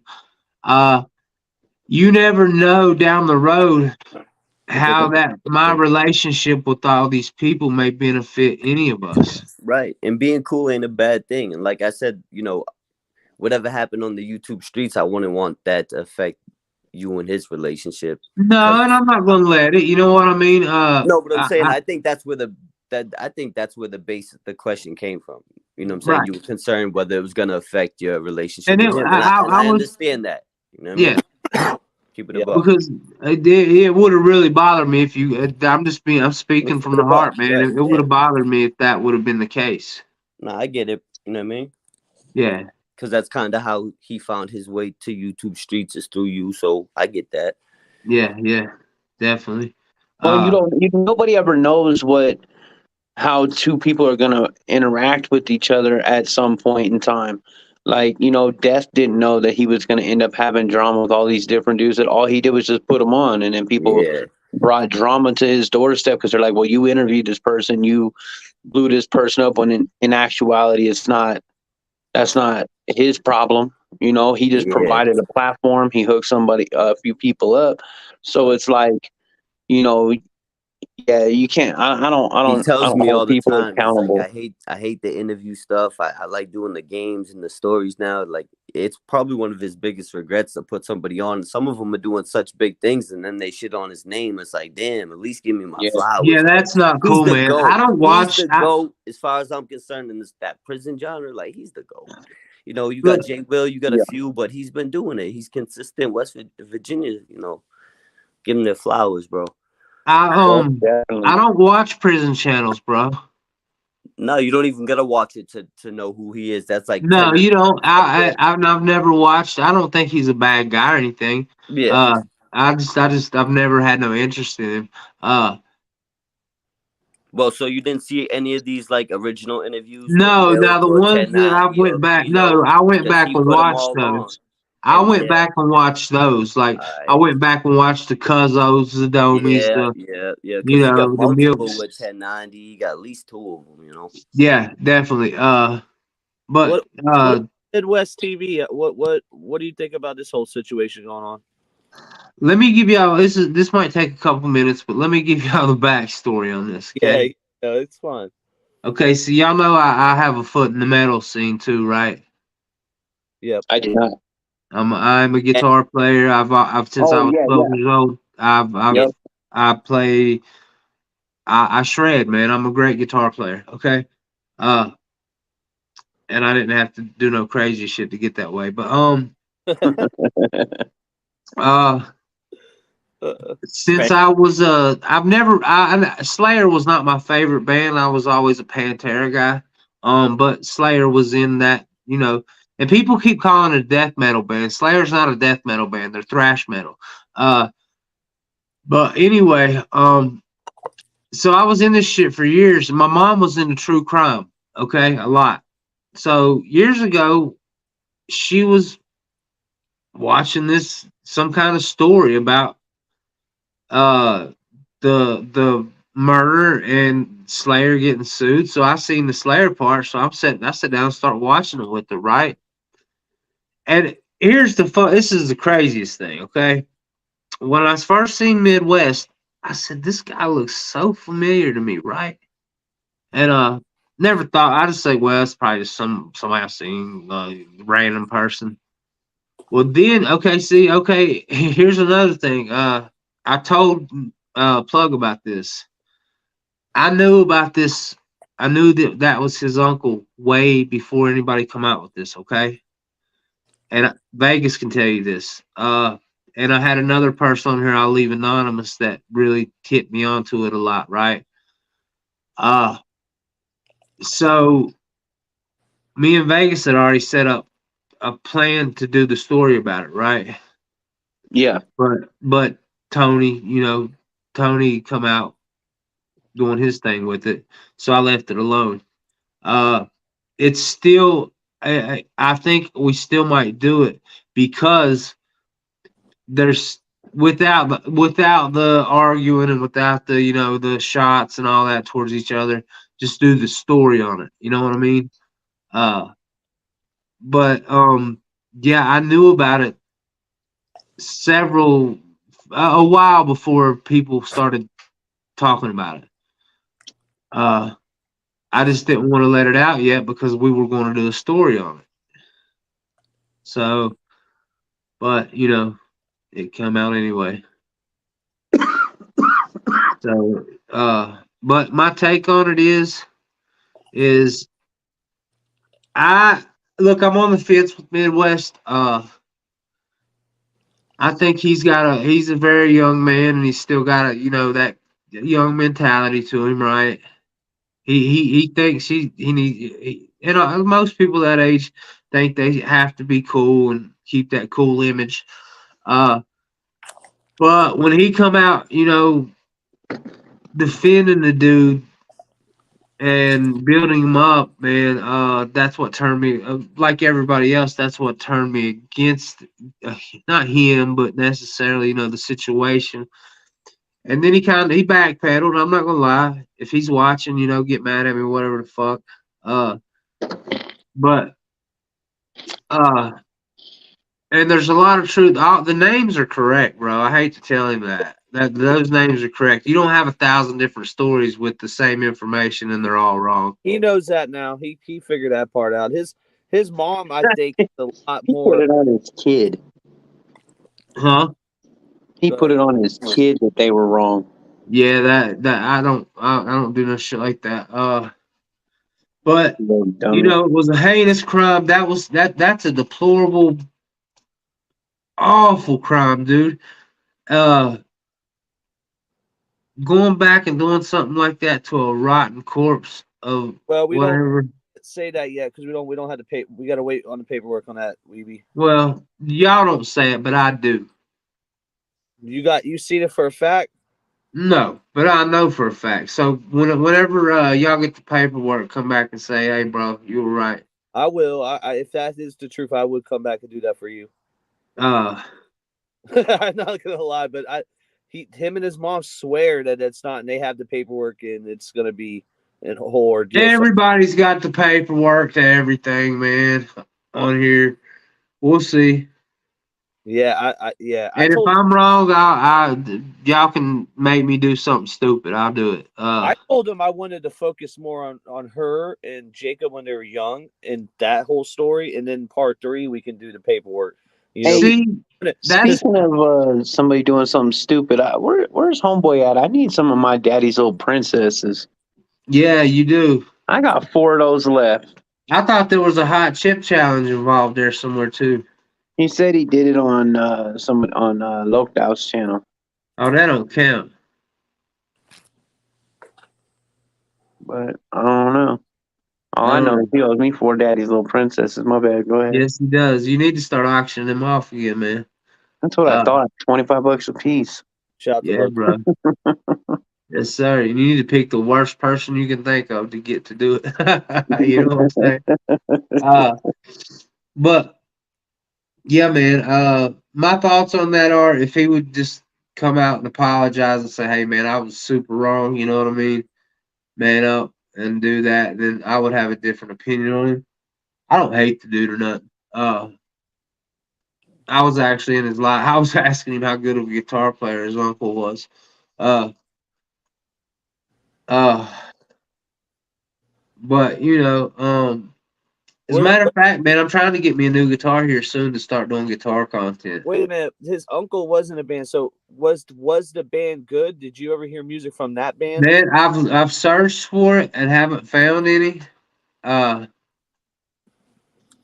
I don't know. They were 14 and 15-year-olds, but when I was man, I had a full ride to the Art Institute of Pittsburgh if I would have wanted it, man. For I was going for classical music theory, but that my brother did what he done, and I didn't even get to graduate because of it. That's why I'm GED gang, baby. Yeah. Oh. So yeah. That's what's but I would definitely like to come on one night and just shred for everybody. Oh, hell yeah. You got to. That'd be tight, man. Have you ever thought about doing something with Big Lance? No, I haven't, man. Well, for one, it's hard to, if you're doing it like this, like we are now, it's hard for the timing to be right and, the sound quality, stuff like that. And Lance he plays a little softer music than I do, man. Oh, I get you. Yeah, but I definitely would. Yeah, if I was in person with Lance, I would. Yeah, that would be dope. Yeah. Wesley Mitchell's actually tried to convince me to do that a lot. Why don't you teach guitar lessons? I have before. Like on YouTube, though. Oh well, when I got flooded out on Christmas Eve, I lost probably $6,000 worth of equipment I had. I had a Randall Warhead amp. I know y'all probably don't know what that is, but I lost the head. I lost that head, the Randall Warhead. I lost a nice Marshall amp. I lost. I had a Jackson Dinky, which was just a basic Jackson guitar. I had an Ibanez, which was a higher end Ibanez, and I lost another. I had a Randy Rhoads Flying V. I lost all of them, man, and it wasn't because of like everything was messed up, but it messed up the necks on them, and I kept some parts from them, but I couldn't really save none. Luckily, the only guitar I have left, it was in the other closet. It was an acoustic. And I like to play a little bit of an acoustic, man, but I'm just not like really getting down on the guitar like I like to. Yeah.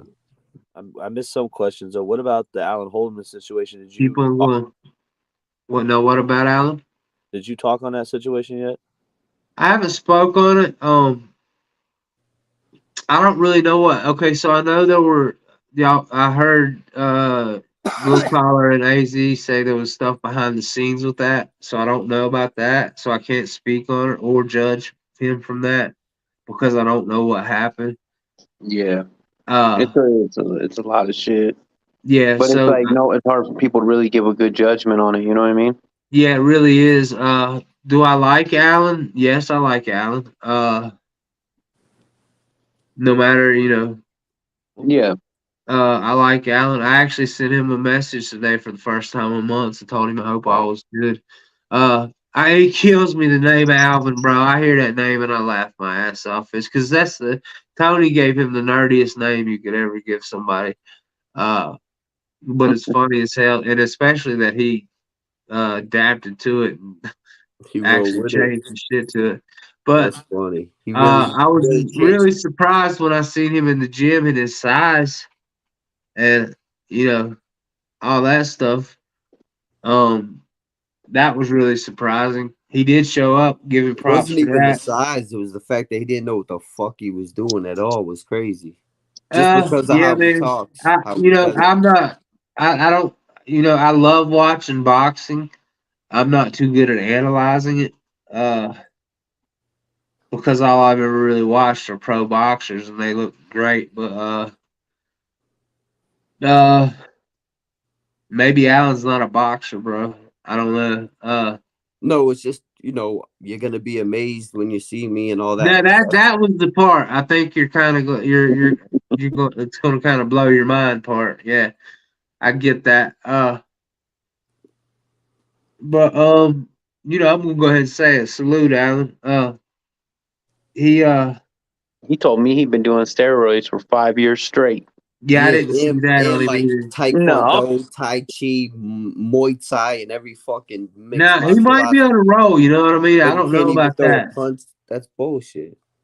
I don't know about his rolling skills, his jujitsu skills, none of that. You'd still be able to throw a punch. Yeah, I get what you're saying. Honestly, I But I believe took it easy on him. I I never could really take spoke Allen. on it. But yeah, I definitely wasn't. My mind wasn't blown. And the picture he posted the other day, I think that was a pretty old picture because his hairline was definitely a lot fuller. Yeah, it's not big. But no hate towards the dude. No, not at all.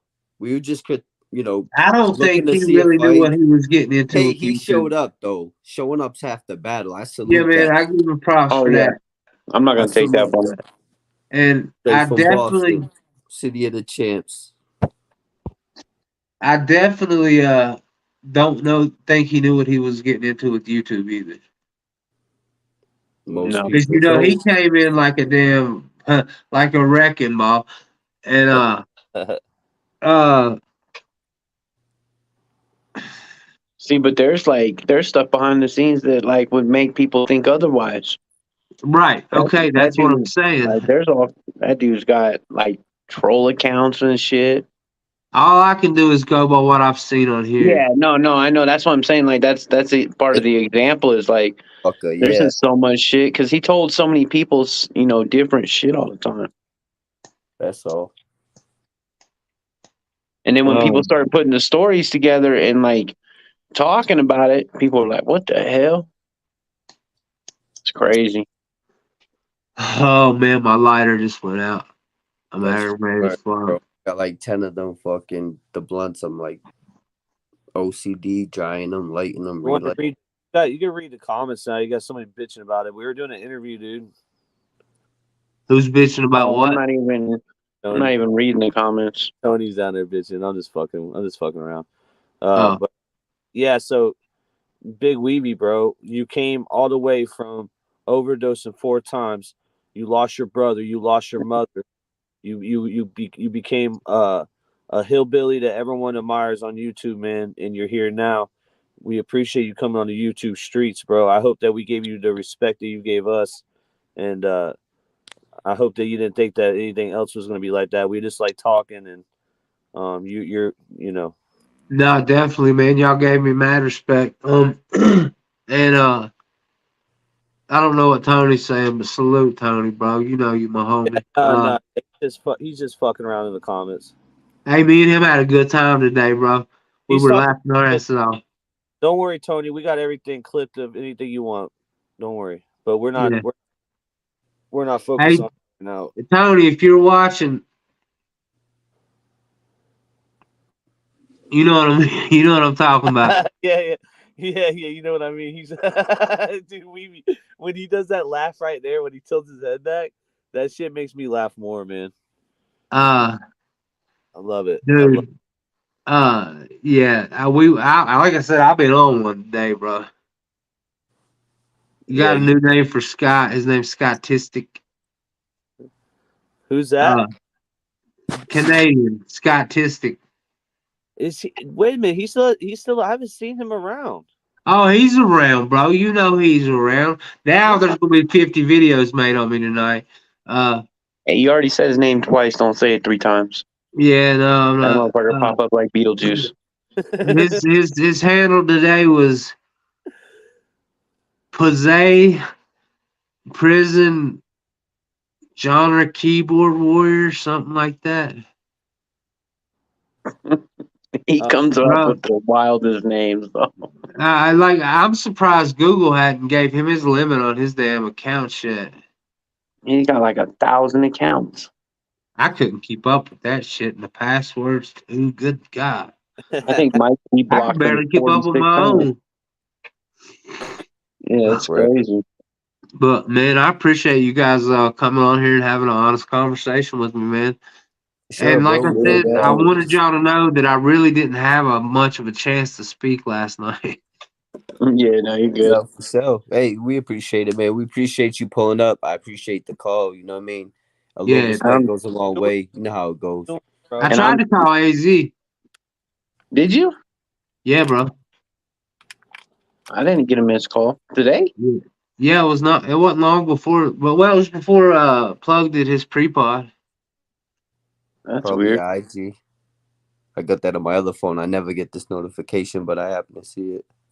Yeah, that's weird because I'd have answered the phone. I'd have talked to you. And another thing I want y'all to know, I know guys know I go late at nighttime, man. Right? I'm usually in bed when you go. I used to catch the replay. But you guys know you're all welcome over there anytime, man. And hell yeah. Likewise, you already know that. We appreciate that. I'm going to start something. I'm not going to copy you guys, but I'm going to start something similar to this, so we can all, chop it up. Yeah, and you guys can come over. We can, if I have somebody that y'all haven't had before, I'll turn them on to you, and vice versa, stuff like that, man. We'll take Chris Carroll. Okay. Hey, if y'all wanted to, would you like to do that? Trade him for a Yankee swap. Oh, he'll do it. He'll do it in a heartbeat, bro. That man hits me up every week and asks me how I'm doing. Because that's really so. Listen, if we can get him on ours, because I want him to go on Broken Home too, because Broken Home be doing all the nostalgia stuff, and their sister podcast. So we want to do. They got such a good podcast too. My bad, It really does, man. They do. Can you do Weavy? Would you do Broken Home? They've asked. They have asked. Yes, I'm doing It's Mean too. And same with Blue Eyes. They've asked about Blue Eyes too. So both of y'all both need to get on there. 100%. Yo, I'm down. Hell yeah, salute. I just need them to do the scheduling. You know what I mean? Yeah. But if y'all want Chris Carroll, man, y'all just need to let me know when, and I'll hit him up. Every time. Hey, and it's for me, it's still fuck ODM Slim. Fucking ignorant turd. Bro, look, ignorant as fuck. But I'm just saying that's just me. Yeah, no, I get it. Hey, I still got mad love for you too. No, just no, nothing. Whatever. Generally, be honest with you, when I have a conversation with ODM Slim, it's more ODM Slim conversation because I usually get about 5 words in. Nothing against the homeboy, but he just talks awful lot. Yeah. So too much to say. But yeah, man. I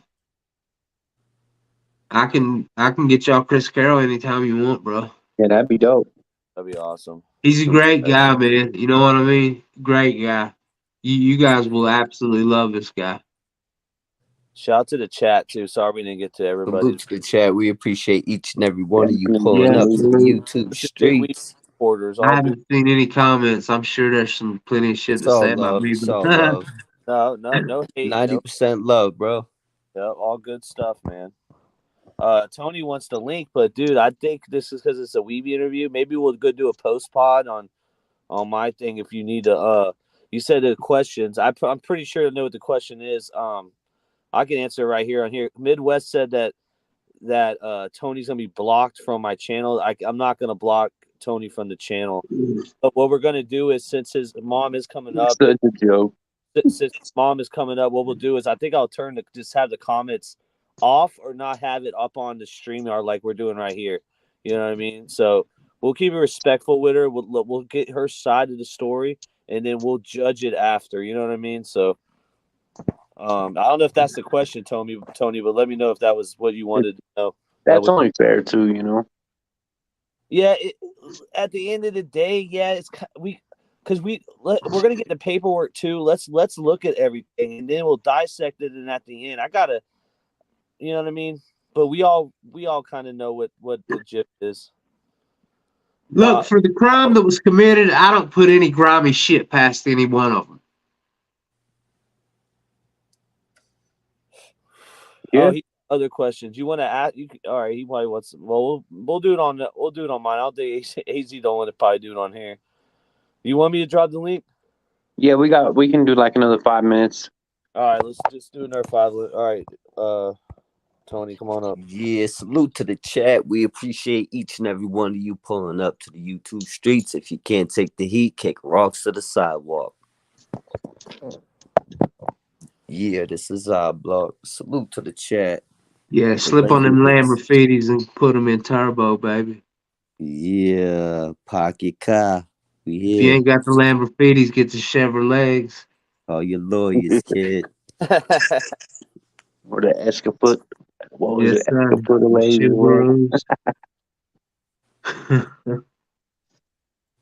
Yeah.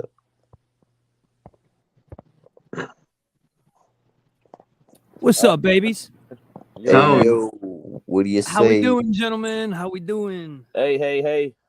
Hey, what What do do you you say? say? What do you say? What do you hear? Yo, what do you That's know? what Ronnie was gonna say. Yo, what do you know? Yo, Weavy absolutely killed me today, bro. So what Weavy's talking about, touching his ear. Okay, so we were playing some Scott clips today because if you watch my channel, I always play some Scott stuff. Usually, right? I play something, whatever he's up to, right? And there was a video where Scott was talking about something, and he was like grabbing his ear. I think it's a nervous tick. You know, it's like when he's just talking to the camera, he just kind of fiddles with his hands and stuff. It's nothing crazy, right? But Weavy was seeing it and he's like, bro, you know, I seen that kind of thing. My 4-year-old nephew does that and he's autistic. And I just died laughing because, and then he started calling Scott Scottistic. And bro, it was fucking killing me, dude. It was killing me. And Scott got so mad. You know, he's like, oh, motherfuckers. Like, man, I had never seen Tony laugh that hard, bro. I ain't even gonna lie. Yeah, dude, I was dying. There was a couple things that were hilarious today. You had me rolling. I didn't even think it was that funny till you started laughing, bro. And then I got to. Hey, let me ask y'all something. Why do y'all do it? You know he's gonna troll. He's gonna go on a trolling spree for the. Nah, because it's like this was like harmless. I don't even think he cared because we weren't doing it like coming from like a fuck you kind of thing. No, it wasn't malicious. It was. Nah, it was harmless, bro, and it was just fucking funny. It was just good comedy, bro. It was just good, you know, tasteful, you know, at the expense of somebody, but it wasn't like rude and malicious. What question? You know? I'm spiced. So up. here's a question. I just kind of, you know, I don't keep track of what's going on 100% of the time. And I came in the chat and everybody was like, yo, Tony, did you see Midwest? His clip of him fucking flashing his banger and snorting crushed up drugs. And I'm like, nah. I didn't see it, so I can't say. So that's what I was talking about. Usually I'm the guy that will find the clips and follow everything and keep up. But, you know, I can't do it all the time, right? So I'm hoping somebody else has that because this dude deletes his lives like a scumbag. So I'm really hoping somebody has that clip of him flashing his gun and crushing up, snorting drugs on his stream. And the fact that he can sit there and say anything about me, call me a paralyzed hippie, and, you know, it's good that I'm paralyzed, fuck off, and all this stuff. It just shows how bad this guy is truly hurting when he's the one that's doing, you know, drugs on the side and hasn't slept for 3 days. And the dude's obviously all over the place. And it just shows that he buried himself because over the course of 3 days, we didn't do nothing but play his own clips and use them against him. And he can't take that. I mean, when I was on Zebby's panel with you, New Age, everything I talked about in my stream was stuff that you guys all clarified and said, yep, that's true. Yep, that's true. So it baffles me that Midwest wants to sit there and bring you and Zebby up to the panel and have you guys interview his mom when everything I said, it's all true. So, dude, because I think the disrespect. I think that's what. Like, yeah, but what I'm saying is, at the end of the day, everything that we've said has been on point. So it's not like I'm saying anything different than you and Zebby. I mean, at the end of that stream, I was clearing shit up with Zebby, like, Zebby, can we clarify this? This is this. And he's like, yes, especially with the no DNA. Did you hear that shit? The clip that I played? Remember, you know, his whole thing was there was DNA found on those two other bodies and not my uncle. That was his whole claim to fame. And guess what? Well, listen to this. Was there DNA on the body? No, and Tony's saying because they mummified it when that's false. The body was exposed in the eucalyptus trees for 6 months, and there's been bodies buried underground 50 fucking feet, and they've went back 30 years later, and they found DNA on bodies. And he's trying to say there was necro done. The body was exposed. There would be DNA everywhere. He's a fucking idiot. No, there was no DNA found. My uncle's DNA was not. The other two admitted to it. Yes, the other two didn't. I don't know about the other two. I know that one of them did the stabbings, but I don't know. All I know is that my uncle never participated in the stabbings in the necro, and that's why he didn't. That's why it wasn't classified as a hate or a sex crime, and they did not find my uncle's DNA on the body. They found Royce Casey's and they found Joseph Forelli's DNA on the body. They did not find my uncle's. So that's why I'm telling. Hey, Tony, have you seen the paperwork? I don't think we don't know for sure yet. We'll know soon though. Yeah, so dude. I've got something to say real quick, y'all. So you know, today he let his other uncle's name slip, right? Has anybody looked up his shit? Nah, dude. I think we just classified it as he's just capping, bro. So Well, now he has I'm two. just kind of curious as to why his other uncle's so solid. Well, yeah, he has two uncles that supposedly did 20 years, and they were solid GP Woods that walked the main line. Yeah, and he let the name completely slip. Listen, all right, so what I've noted, all right, this is crazy, all right? There's a possibility that, dude, I can't say it on here, man. This is crazy. Y'all gonna have to watch it tomorrow, bro, because there's a possibility that that Jacob was a Wood on the main line. Or it still is. I'm not playing, bro. I'm not trying to get into politics. But on the paperwork, it shows it. That's what I've heard. Yeah, but Breaking Fetters said paperwork. There's different, like the paperwork that the DOC records and shit. Breaking wasn't concerned about that. He's like, show me the other shit. Show me his DRs and all that. He was talking about some other, like, show me his G109, like, 7 sync, whatever. And he was actually asking for things that matter, that would show stuff, not his DOC record. He's like, that ain't shit, bro. He's like, that ain't gonna do nothing for me. I don't give a shit about that. So the fact that Midwest says, his whole thing is, oh, my uncle's solid and all this stuff, right? I'm not now he's not defending him, right? When we listen to the Breaking Fetters with Blue Collar, that whole stream, from the beginning he starts defending him, and at the end he's like, no, I'm not defending him, because Breaking Fetters broke him, right? And it's all, oh, yeah, I know this and I know that. And then it's, oh, I was only 3 at the time and my mom knows everything. Mom, save me, mom, save me, mom. That's what it's like. This is what it sounds like. He's crying, running to his mom. Mom, you got to help me. Mom, you got to help me, mom. Well, listen, we're talking to a guy that wasn't even there. He was not even, well, how old was he? Like 5? We need to get to the mom. The mom is about the same age as Jacob. Yeah, but he spoke too much on it. If that's the case, 100%, and he was speaking on it for months, bro.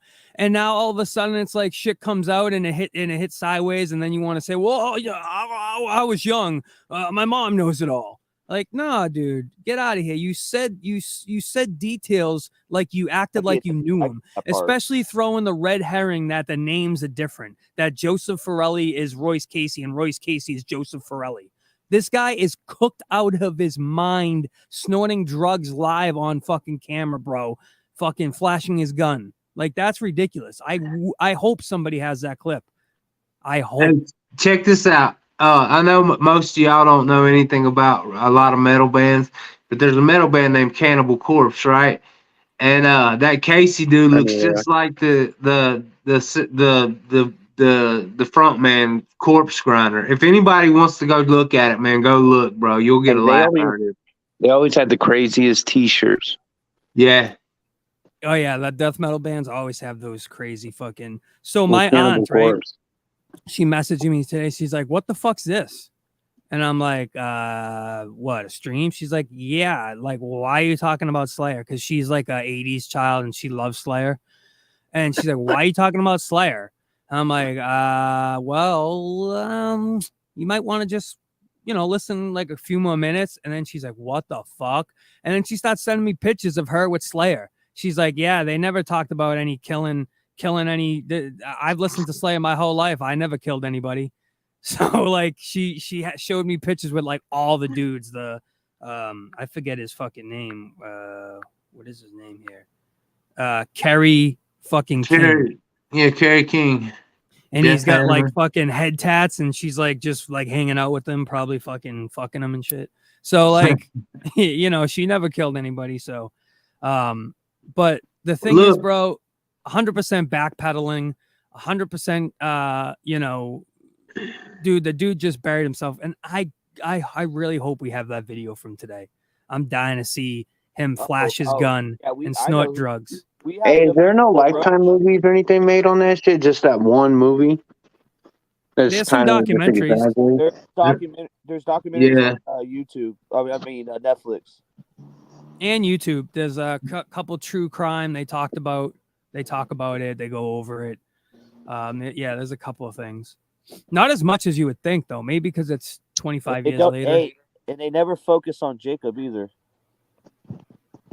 Yeah, it's all about Royce, about him like reforming himself, and right, But look, here's my take on it, real quick. Sorry, Tony. No, go ahead. Music is art, right? No matter if you call it that or not, music is art, and that's like somebody saying they looked at a painting and it made them go do some crazy shit like that. Well, I mean, it's because music is an audio form that they, said the audio spoke to them, like the words spoke to them and shit. It's like the Ozzy case and all that. I gotta tell you, bro, if you put on that Slayer Hell Awaits and don't play it because you'll get a copyright strike. If you play that album, bro, the beginning fucks with your head. Like, I've listened to them all, bro. If you listen to that first track, just let that play real loud. Like, there's Psycho talking in the beginning, and it's saying psycho, psycho, psycho. And it's all like weird words and shit. It fucks with you. If you're a 14, 13-year-old kid and you're, fucked up on meth and whatever, I mean, you never know. But if you're a weak-minded 13-year-old kid, could be hypnotizing. Because I was listening to that shit when I was 10 years old, man. Yeah. Yeah, 100%. But, like I said, at the end of the day, we've pointed out too many facts, and he wants to sit up here and say, Tony's the one that started this. Bro, how the fuck am I going to start this? This is your issue, bro. You're the one that came up saying, yeah, Tony, don't fuck with me because my family, you don't know who my family is. I said, you're damn right I don't know. Go fuck yourself. He's like, don't fuck with me, dude. I'm famous, bro. We almost sued Sony for $40 million. I'm like, bullshit, you did not, bro, because I was signed to Sony, so I never heard about a goddamn lawsuit. And then he's like, yeah, Jacob, and started doing his thing, And that $4 million lawyer story, man, I just can't dig that. Sony Tony. So there's just a couple things that just from the get-go with this dude, and you know, listen, I'm not saying that he did the crimes and all that shit. It's the fact that he sat there defending this guy for months and talked big about him. Now, all of a sudden, you see, what's he going to talk about now? What's he going to say? My uncle's solid. So he ain't going to say any of that shit now.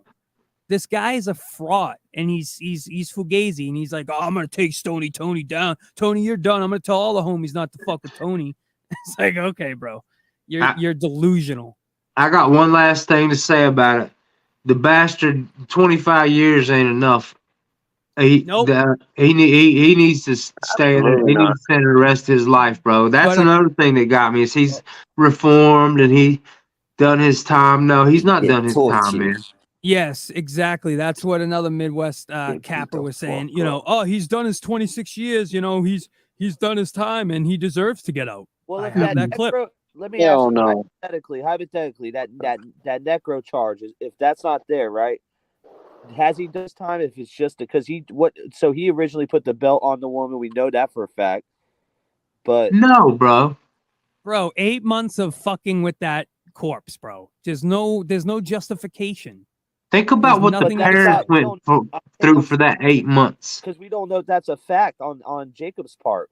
We still don't know. It's actually mostly a fact that he bragged. This is 100% fact. Yeah, we know he bragged. Yes, to his friends about going back to the body multiple times. I do know that. I mean, that is a fact. He did say that. How much concrete evidence do you need?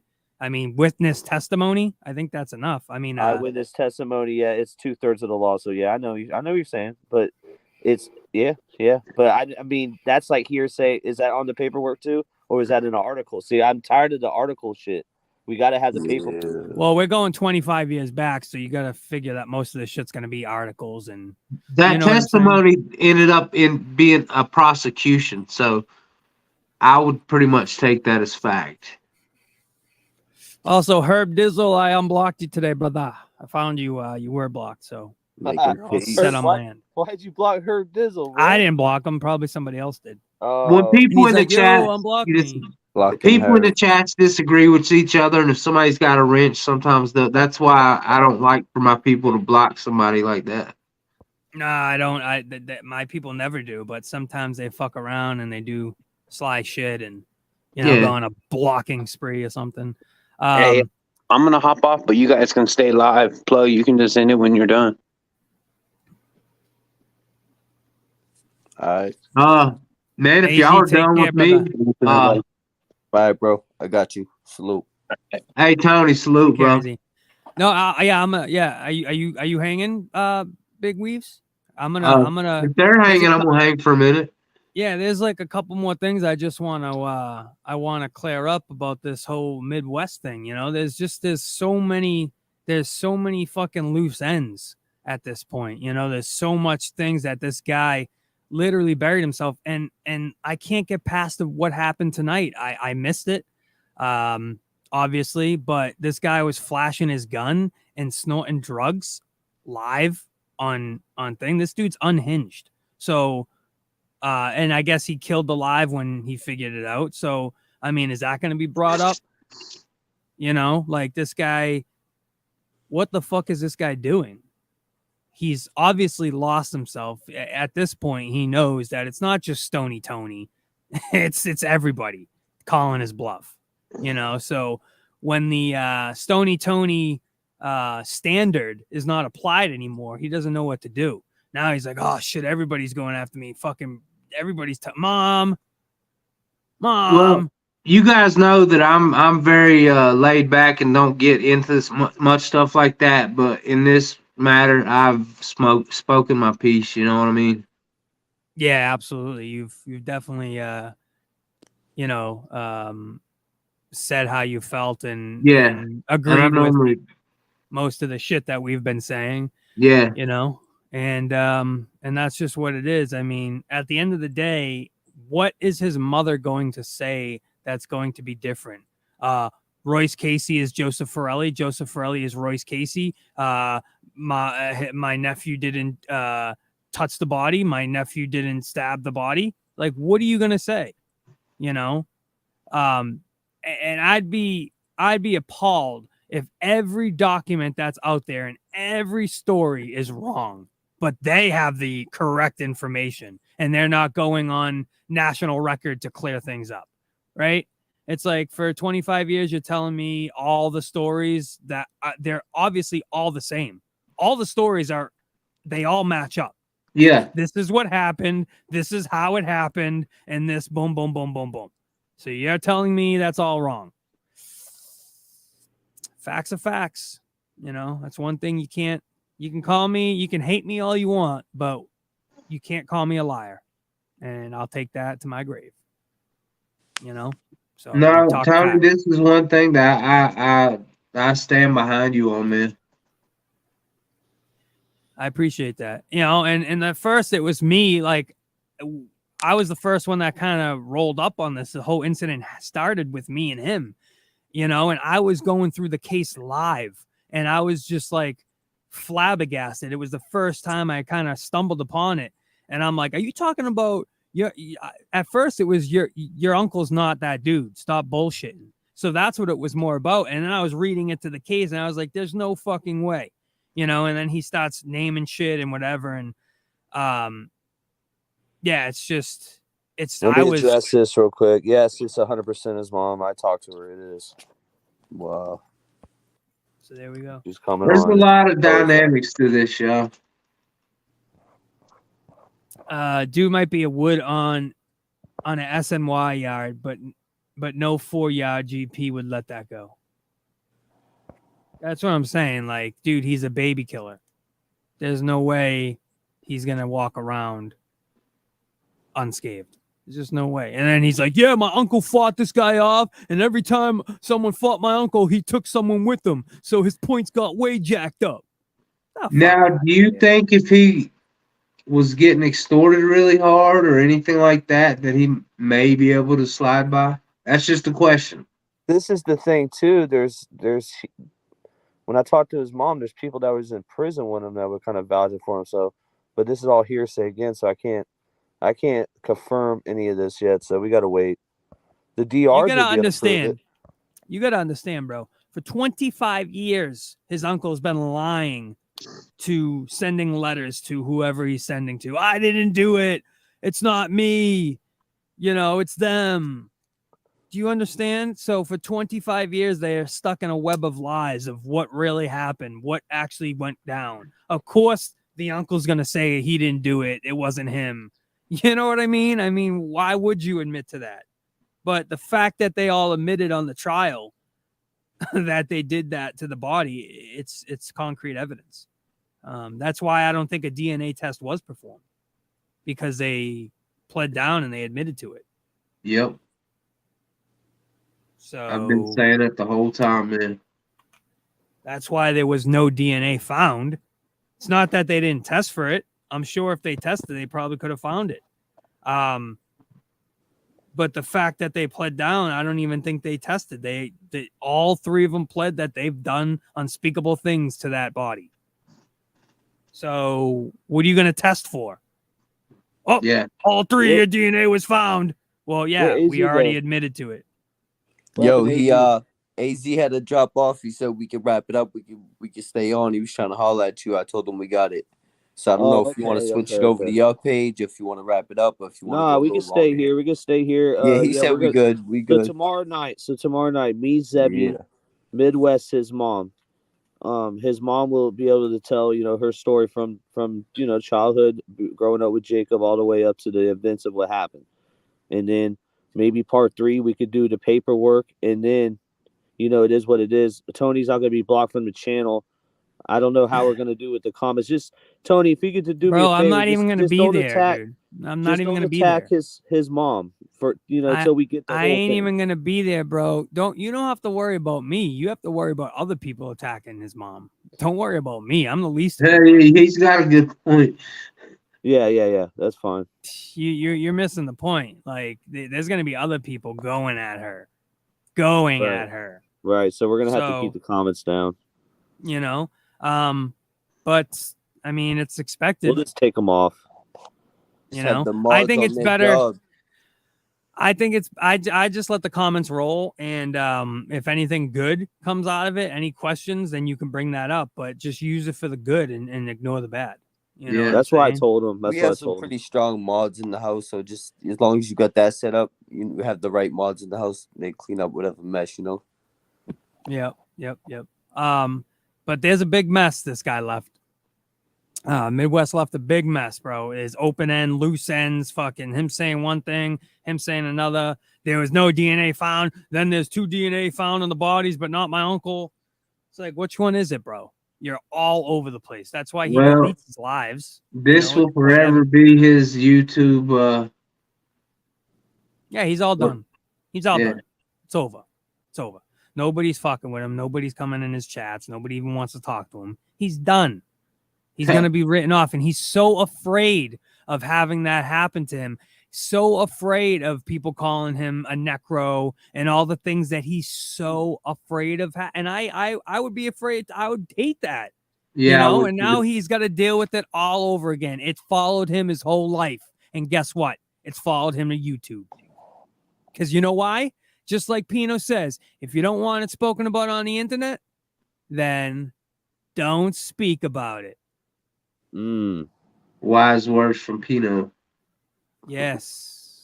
You know, wise Quoted words on AZ's channel. He ain't having that shit. I gotta speak for him. Like, yo, he ain't here. Yo, I gotta put it. Yeah. Hold up. Facts are facts, though. That's the truth. Yeah, facts are. No, I hear you. And like, if you don't want it spoken about, don't put it out there too. Like, there's pictures or videos. It ain't even just talking. Like, if you don't want people responding to shit, don't put it out there. You got old pictures, all that shit. Clean it up. I really don't give a fuck, but some people, you know. And here's I'm just the way, speaking in general. I don't know this person at all, but.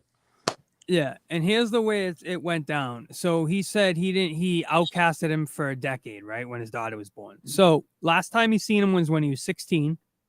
He's 30 now. So 10 years, that's 26. 10 years with his daughter, whatever. So from 26 to 30, the last 4 years, he's been actively speaking to this guy. So he has the letters and all that shit, but that's the timeline. So he's been, you know, breaking fetters was like, bro, if this was my uncle, I would end association with him. I wouldn't even talk about him. I would push him away. I wouldn't even want to see him nor write him. Nope. And Midwest is like, yeah. Well, I didn't talk to him for 10 years. Well, now you're talking to him. And it seems like you're a fucking fan of him. You know, it seems like you admire your uncle, a solid GP Wood that walked the main line for 20 years. So, Yep. We'll have to see what happens, man. We'll have to see what happens with that. You know, that's gonna be good. Also, Doubleina, the Dubology, the Dub Basics. He put out a picture. Hold on. There's been a picture going on. Okay, guys. All right. Hold on. Have you guys seen the picture of him holding the hammer in the shower? With the ass crack hanging out? Yes. Yeah. What the fuck is that, bro? Man, we tried to figure that out earlier on the pre-pod. Of this live, man, yeah, pre-pod, and we were pre-podding, and New Age brought that up. I was kind of lost, and then somebody brought it up. Bro, I'm gonna switch my camera so you guys can see what I'm talking about. YouTube I think it's on deck. No, they won't flag it, bro. They won't flag it. It's showing. His what? No, that's just a little bit of ass crack, bro. Yeah, that's not gonna flag nothing, brother. Trust me. I don't know if Easy would want to community post. Maybe he would. Fine. He's fine. Hold on, let me see if I can get it. Here we go. It's right on that BCV community. Bro, take a look. Know. Take a fucking look at this, ladies and gentlemen. Blue collar posted it. Here it comes, guys. Okay. All right. What all right. You can take it down. Fuck is this? Dub the crack up. What? Yeah. The fuck is this, bro? You need your lights fixed. Yo, what? He's definitely GAY, bro. He definitely swinging that hammer the other way, brother. Let me tell you. Sorry, that's guys. what this picture is symbolizing. Him swinging that hammer the other way. Him looking at you like that. How, dude, bro. Buddy do guy kid, bro. So, bro, Rod Stewart's got kids. So what are you doing naked in the bathroom doing work like that? Well, I mean, being naked in the bathroom's not the odd thing. It's right. I'm a grown ass man. I can almost suck my own dick. What the fuck is your problem? Yeah, Dean. I'm a fat motherfucker that's this close from sucking his own dick. My shit's so big. I'm such a badass motherfucker. Eat that bitch. Shit. Damn, bro. He said almost. I never knew he said almost. I thought he said he did. That means you gotta know to know, bro. Look, I still fuck with Dub. I gotta get in on the jokes, man. And bro, also Blue Collar posted a picture of Dub's welds from like some competition or something that he did. So let me just show you guys how hilarious this is real quick. I want to to get see some Blue laughs. Collar's welds too, though. Hey, these welders are serious about their shit. So I already seen Blue's welds. He's done a truck, like a truck bed, these huge dump trucks that are like 20 feet long, bro, in the back. They're like the big ones that have like the fucking 8-foot tires or the 12-foot tires. And his welds are beautiful, bro. They're tight, they're clean, they're smooth. You could just like put your hand over it and it's like all one piece. Let me show you Dub's fucking yo. Blue actually posted the picture. I didn't even see he posted this. Yeah, I didn't even see he posted the picture of Blue. I mean of Dub, but that's he what posted Plug said earlier in this live. I was like, what? What the actual fuck? Now check out this weld. Bro. Check out this weld right here. So Dub wrote, Blue wrote, I would weld circles around you, Blue Collar. That's what he wrote. Straight trash. And this was for competition. Disgusting. I mean, this looks like I just shitted on the corner of that. Like, that's absolutely disgusting. Look at the weld around that thing. It looks like it's being torn up, bro. Look at that. That looks like one of mine. Then I write this. Then he wrote, haha, that's why I placed in the top 4 to go to the World Welding Competition for Skills USA. Blue wrote, not with those welds. If that's 4th place for the world competition, they must not have been high standards, blah, blah, blah. Then I wrote, Blue Collar. Blue, he did, bro. He placed 4th out of the 4 people that competed in the special needs autistic welding competition for Riri's. Dubology 101, ladies and gentlemen. So he did place 4th out of 4 people in the autistic championship of autistic welding. I don't think he welded that part in the middle. I think he used that side part, the right side. No, it's both. Whoever did the middle one, man, that's a rough job. I mean, bro, that's Dub. That's his work right there, bro. Look how bad that is, bro. That looks awful. Yeah, well, even the other one don't look good. Yeah. He placed 4th out of 4 people for the special needs Riri whatever it is. So, dude, this dude just keeps burying himself more and more and more. I mean, the picture, bro, first telling you can suck yourself off. Jay Millie had that picture last year. He said he didn't drop it because he thought it was gay. I don't blame him.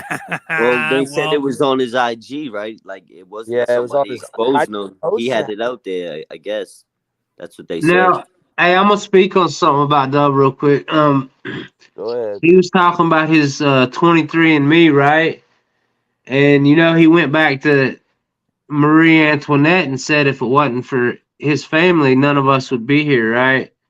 And then he said that like I said, I got love for Dub, but I get in on the jokes too. But he said, check it out. I got Neanderthal in my bloodline. Well, we all do. Yes. We all are a percent of Neanderthal. like 0.7, 0.3. Your DNA always tells you're 70% more Neanderthal than the population, or you're I don't think he realized that we're also all African. Yes, mine showed up as like 4% African. Yeah, I'm like 1.3%. And then I am like 60% Sicilian and 40% Ashkenazi. I'm a real Jew. Ashkenazi is the real Jew. But we're all from that part of the world. You have a part of you that's Black African. Whether it's 0.3%, 1.3, whatever it is. But man, it never gets old, man. It never gets old. It's definitely entertaining and comedic gold, man. If anybody's got that Midwest clip, you can send it to my email, Tony from Rivera Gmail. I gotta get a new email, Stony Tony, or my Skype, or whatever, bro. We need that footage. We need that footage. Alvin today also was in my stream today. We went back and forth for a good hour. We had a good time. It was really fun. Although Alvin says he was triggering me and I'm so mad. But we went back for a good hour, and he changed his name to Alvin. I mean, now everybody's calling him Alvin. I mean, Blue's like, yeah, so Alvin. I mean, oh man, I can't stop calling him Alvin. So maybe, here's the thing about Alvin. He's learning YouTube slowly. It's taking him time. He's coming around, but at the end of the day, he's not a bad person.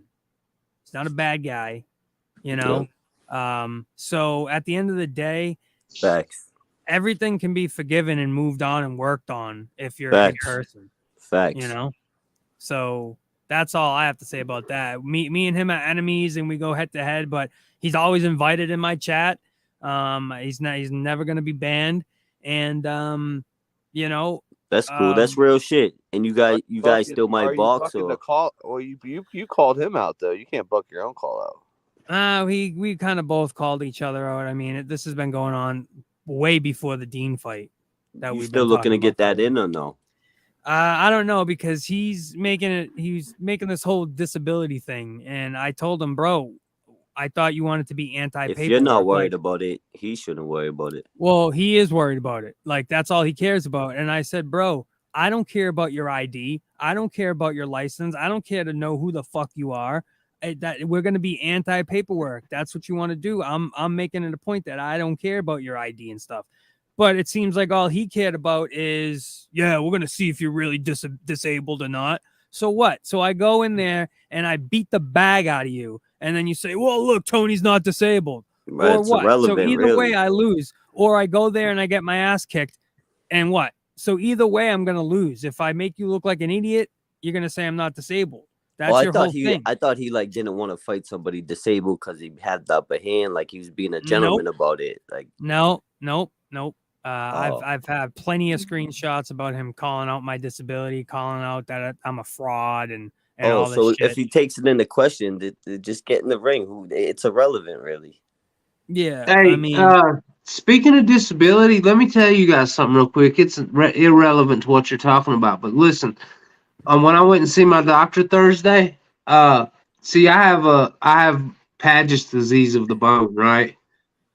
And it's gradually getting worse. And he wants me to. He's pushing for me to get disability, and I don't know what to do about that, because then I can't really do what I want to do. But I mean, the pain is getting a lot worse. But listen, bro, disability, especially in my state, you can't fake it. Ronnie knows. For disability, bro, they put you under MRIs, under fucking biopsies, and all types of scans to make sure. I know all about it, bro. Older folks, my father's and one of my ex-girls, they said it's hard. Like even older folks that are really, really have problems. Yeah, they literally have visible handicaps and they have problems. I can't fake the disease I've got. There's no way. No, I But hear just ya. know that disability ain't all what it's cracked up to be, because No, I know, you're only bro. allowed a certain like first it's what percent of you, and then they're looking to cut you off at every moment because they're forcing you to take this payment of what, $500 for the month, right? Yeah. Or something like that. And what, you can't make anything, you can't work, you can't have any other income, or they're gonna pull that from you. Oh, so I'm gonna do my locksmith thing, bro. I'm gonna get certified in it, and that's good money. Yeah, that's not a bad little deal. Get a little mobile van and go out and do keys Exactly. and shit. That shit's, I seen people make big money. Plus you get tips, bro. You do like 3 calls a day, 4 calls a day, you get $20 a tip, $10 a tip. You're making $100, $200 in tips, and fucking, I seen people make bank on doing the. If you're working for yourself too, you're getting $100 a lockout most of the time. And also, shit, what was I gonna say?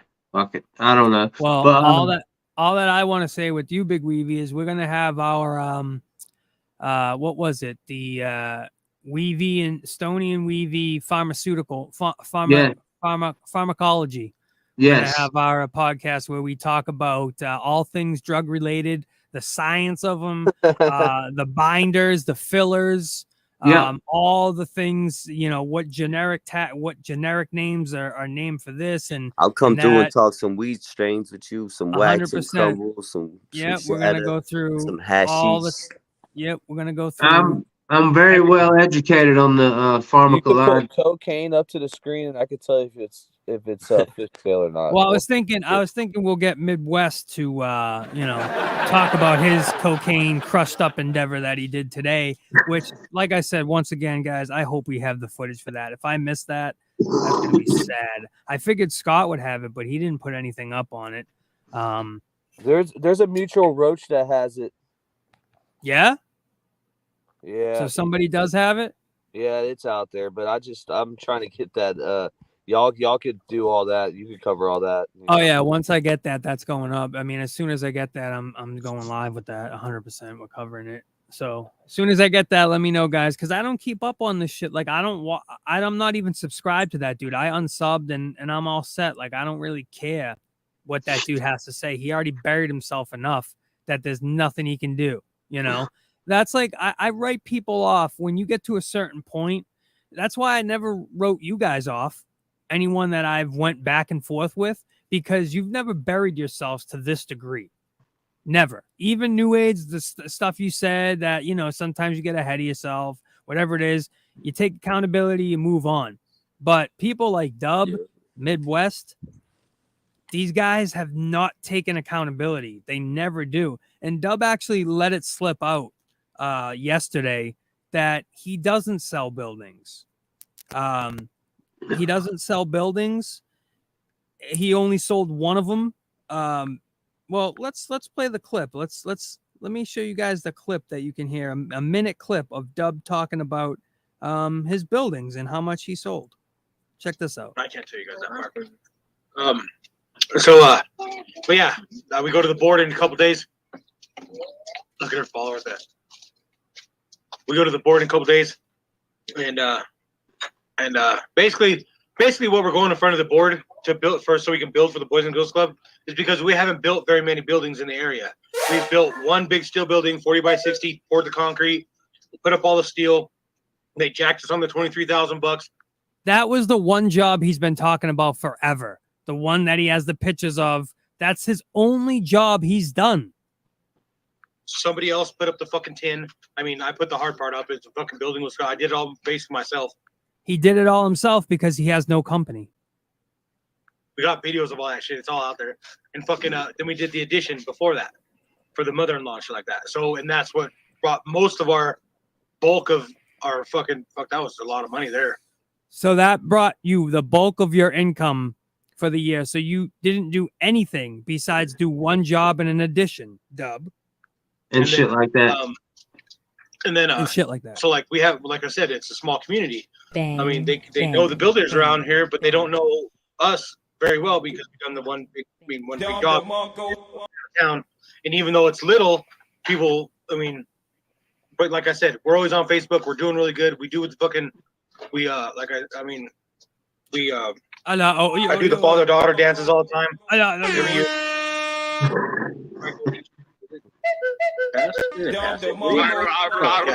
Are we going there this year, doing another one, and then it's over. So he talks about his building and him only, that's his one job he's only talked about, guys.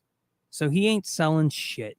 This guy's done one job and he lives off his disability check. Let's all be serious. He lives in a trailer park, a mobile a lot, which is nothing wrong with that. But you don't own the land. You rent your property. That's why your rent is $600 a month, because you have a $400 lot fee and you probably pay $200 in rent. So, Face Dub, first. Stop your shit. Stop your shit, bro. How much of this stuff do you want us to call out? Face Really? first. Tony You know? cracked me up, man. Yeah, dude, you were killing me today, bro. That air thing, man, I gotta tell you. I'm not gonna bring that here and have another laugh fest. We'll leave that for our channel with the air thing. But Yeah, I mean, that's super true though. You see, like, you know, think of like when you were a kid or something, and like the teacher's yelling at him, and he like explains it, and he's like touching his ear because he's like nervous. You know, yeah. he's like, I Tugging didn't at it do and it. shit. I didn't do it. Like picking his ear and stuff. It's so. Oh man, the way you said, like, I have a nephew who does that, and he's autistic. I was like, oh It's a tick, shit. right? They call that tics. Yeah, it's definitely a tick, and Yeah. you know, Scott does it a lot. He kind of like he just like he fiddles with his hat and stuff. You know, you see it. You know, I don't think it's a bad thing. You know, it's not like some weird like, you know, it's kind of weird, I think, but It was just funny at the time, man. yeah, it definitely was funny. So that's where we are on the Midwest shit. He buried himself to this degree that his mom's gonna try to dig him out, and we'll see what happens. I mean, you know, I'm not gonna be in the chat. Don't worry about me. We're just gonna see what happens. We're gonna let her do all the talking. Right. You know? That's what I said. I was like, hey, we're gonna Just let sit back and Yep. let her do all the talking, and then match up the stories and say, well, that's not what your nephew said. I mean, that's not what your son said. You know, that's where we are on that. Doubleina in the blue. That's always going to be a thing. Today, that picture of him in the shower is epic. There's nothing you could say, Dub, after that picture. I mean, dude, like, if you weren't wearing a choke collar and like some fucking furry handcuffs and shit, bro, I wouldn't doubt that was your next, you know, attire choosing, you know, first with that live. nude. Since that picture's been out, he hasn't went live. Yeah. No, he's been live on the Frank Costello. He was live just right as you were doing the Oh, because you said he got a strike, right? Didn't he get a Yeah. strike on his page? Oh. Yeah, he was live on Frank Costello. No jumper material. What? That's fucking sad, bro. Once again, guys, just so you could see this. Oh man. Sorry, AZ. He doesn't care. He's laughing, bro. He's like, what the fuck, bro? Look at this guy, dude. He was in better I shape. said earlier, you slide your ATM card out there and see if you get some cash back. What a dweeb, bro. An W sexy beast, bro. Very nice. Hell yeah, Absolute on that. So what's up with you guys? You What about you to guys put up the to? hammer to the wall like Dub. What's the Man, deal I with think you I'm guys? going to do a little live stream tonight. Yeah, a little late the night. ladies. Yeah. Big Weavies. All right. Drop the link. There it is. All right. There you go. A Thank little live you. stream Yeah. from Weavy. We quick just like that. Miss Thing, Mod of the Year. Salute. Mod of the Year. What's up with you, Ronnie? How you doing in Boston? The weather's been pretty nice. Hey, actually. we're It's getting been there, pretty right? warm, right? Yeah, No, yeah, it's man. not that frosty cold. It's kind of like warm. Yeah, we're Like having some our days I didn't even need a bipolar days. sweatshirt. Yeah, but the other day I was like- beautiful, and then it's kind of brick today. It'll be back beautiful tomorrow. Yeah, so we're getting there. We're getting there. I did a video today. I did a little trip through. Do you guys know who Bill Withers is? Bill Weathers? No. Bill Withers. Lean on me. Yeah. Use me up. Oh, okay. Anyway, Okay. I did a little video. I took a ride through his little hometown. Okay. Oh, Because well, he's from right here near me. I got you. Yeah. That's what's You up. put that up? No, I haven't finished editing it yet. Oh yeah, you should put that up. Yeah, I'm going to. Definitely. New Age, I like the little, videos you put out here and there, I think something that I need to do and something that I think we should all do is start doing like recaps of the lives, like a 2-minute video. Yeah. Of going through the lives and picking out the funny parts just so people can watch like a 2 to 5 minute video and know exactly what happened. I think it's so important because my lives, if you go back like 4 days, there's like 15 hours of content that facts. And that's how all the big pages do it. They'll clip out certain parts, especially with Tony, man. If you're looking for something on his, you got to go through a lot. What is it, Big Weavy? When you do one, man, you have to do a little bit of searching to get to the special parts. Yep. So which I think we should be doing that. Yeah, definitely. The longer you go, the more I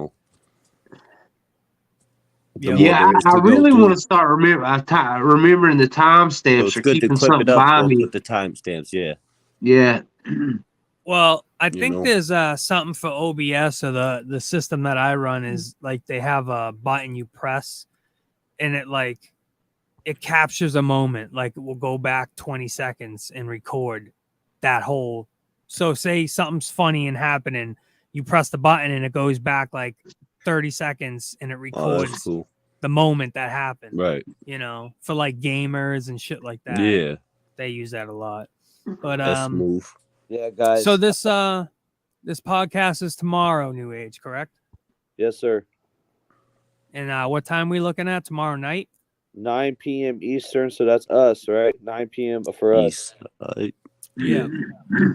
So I'm sure I'll be live in the morning or the afternoon, possibly. Yeah. And maybe we'll have that footage of Midwest so we could talk about that and maybe ask him, at the end of the podcast. So why are you flashing a gun and snorting drugs on camera?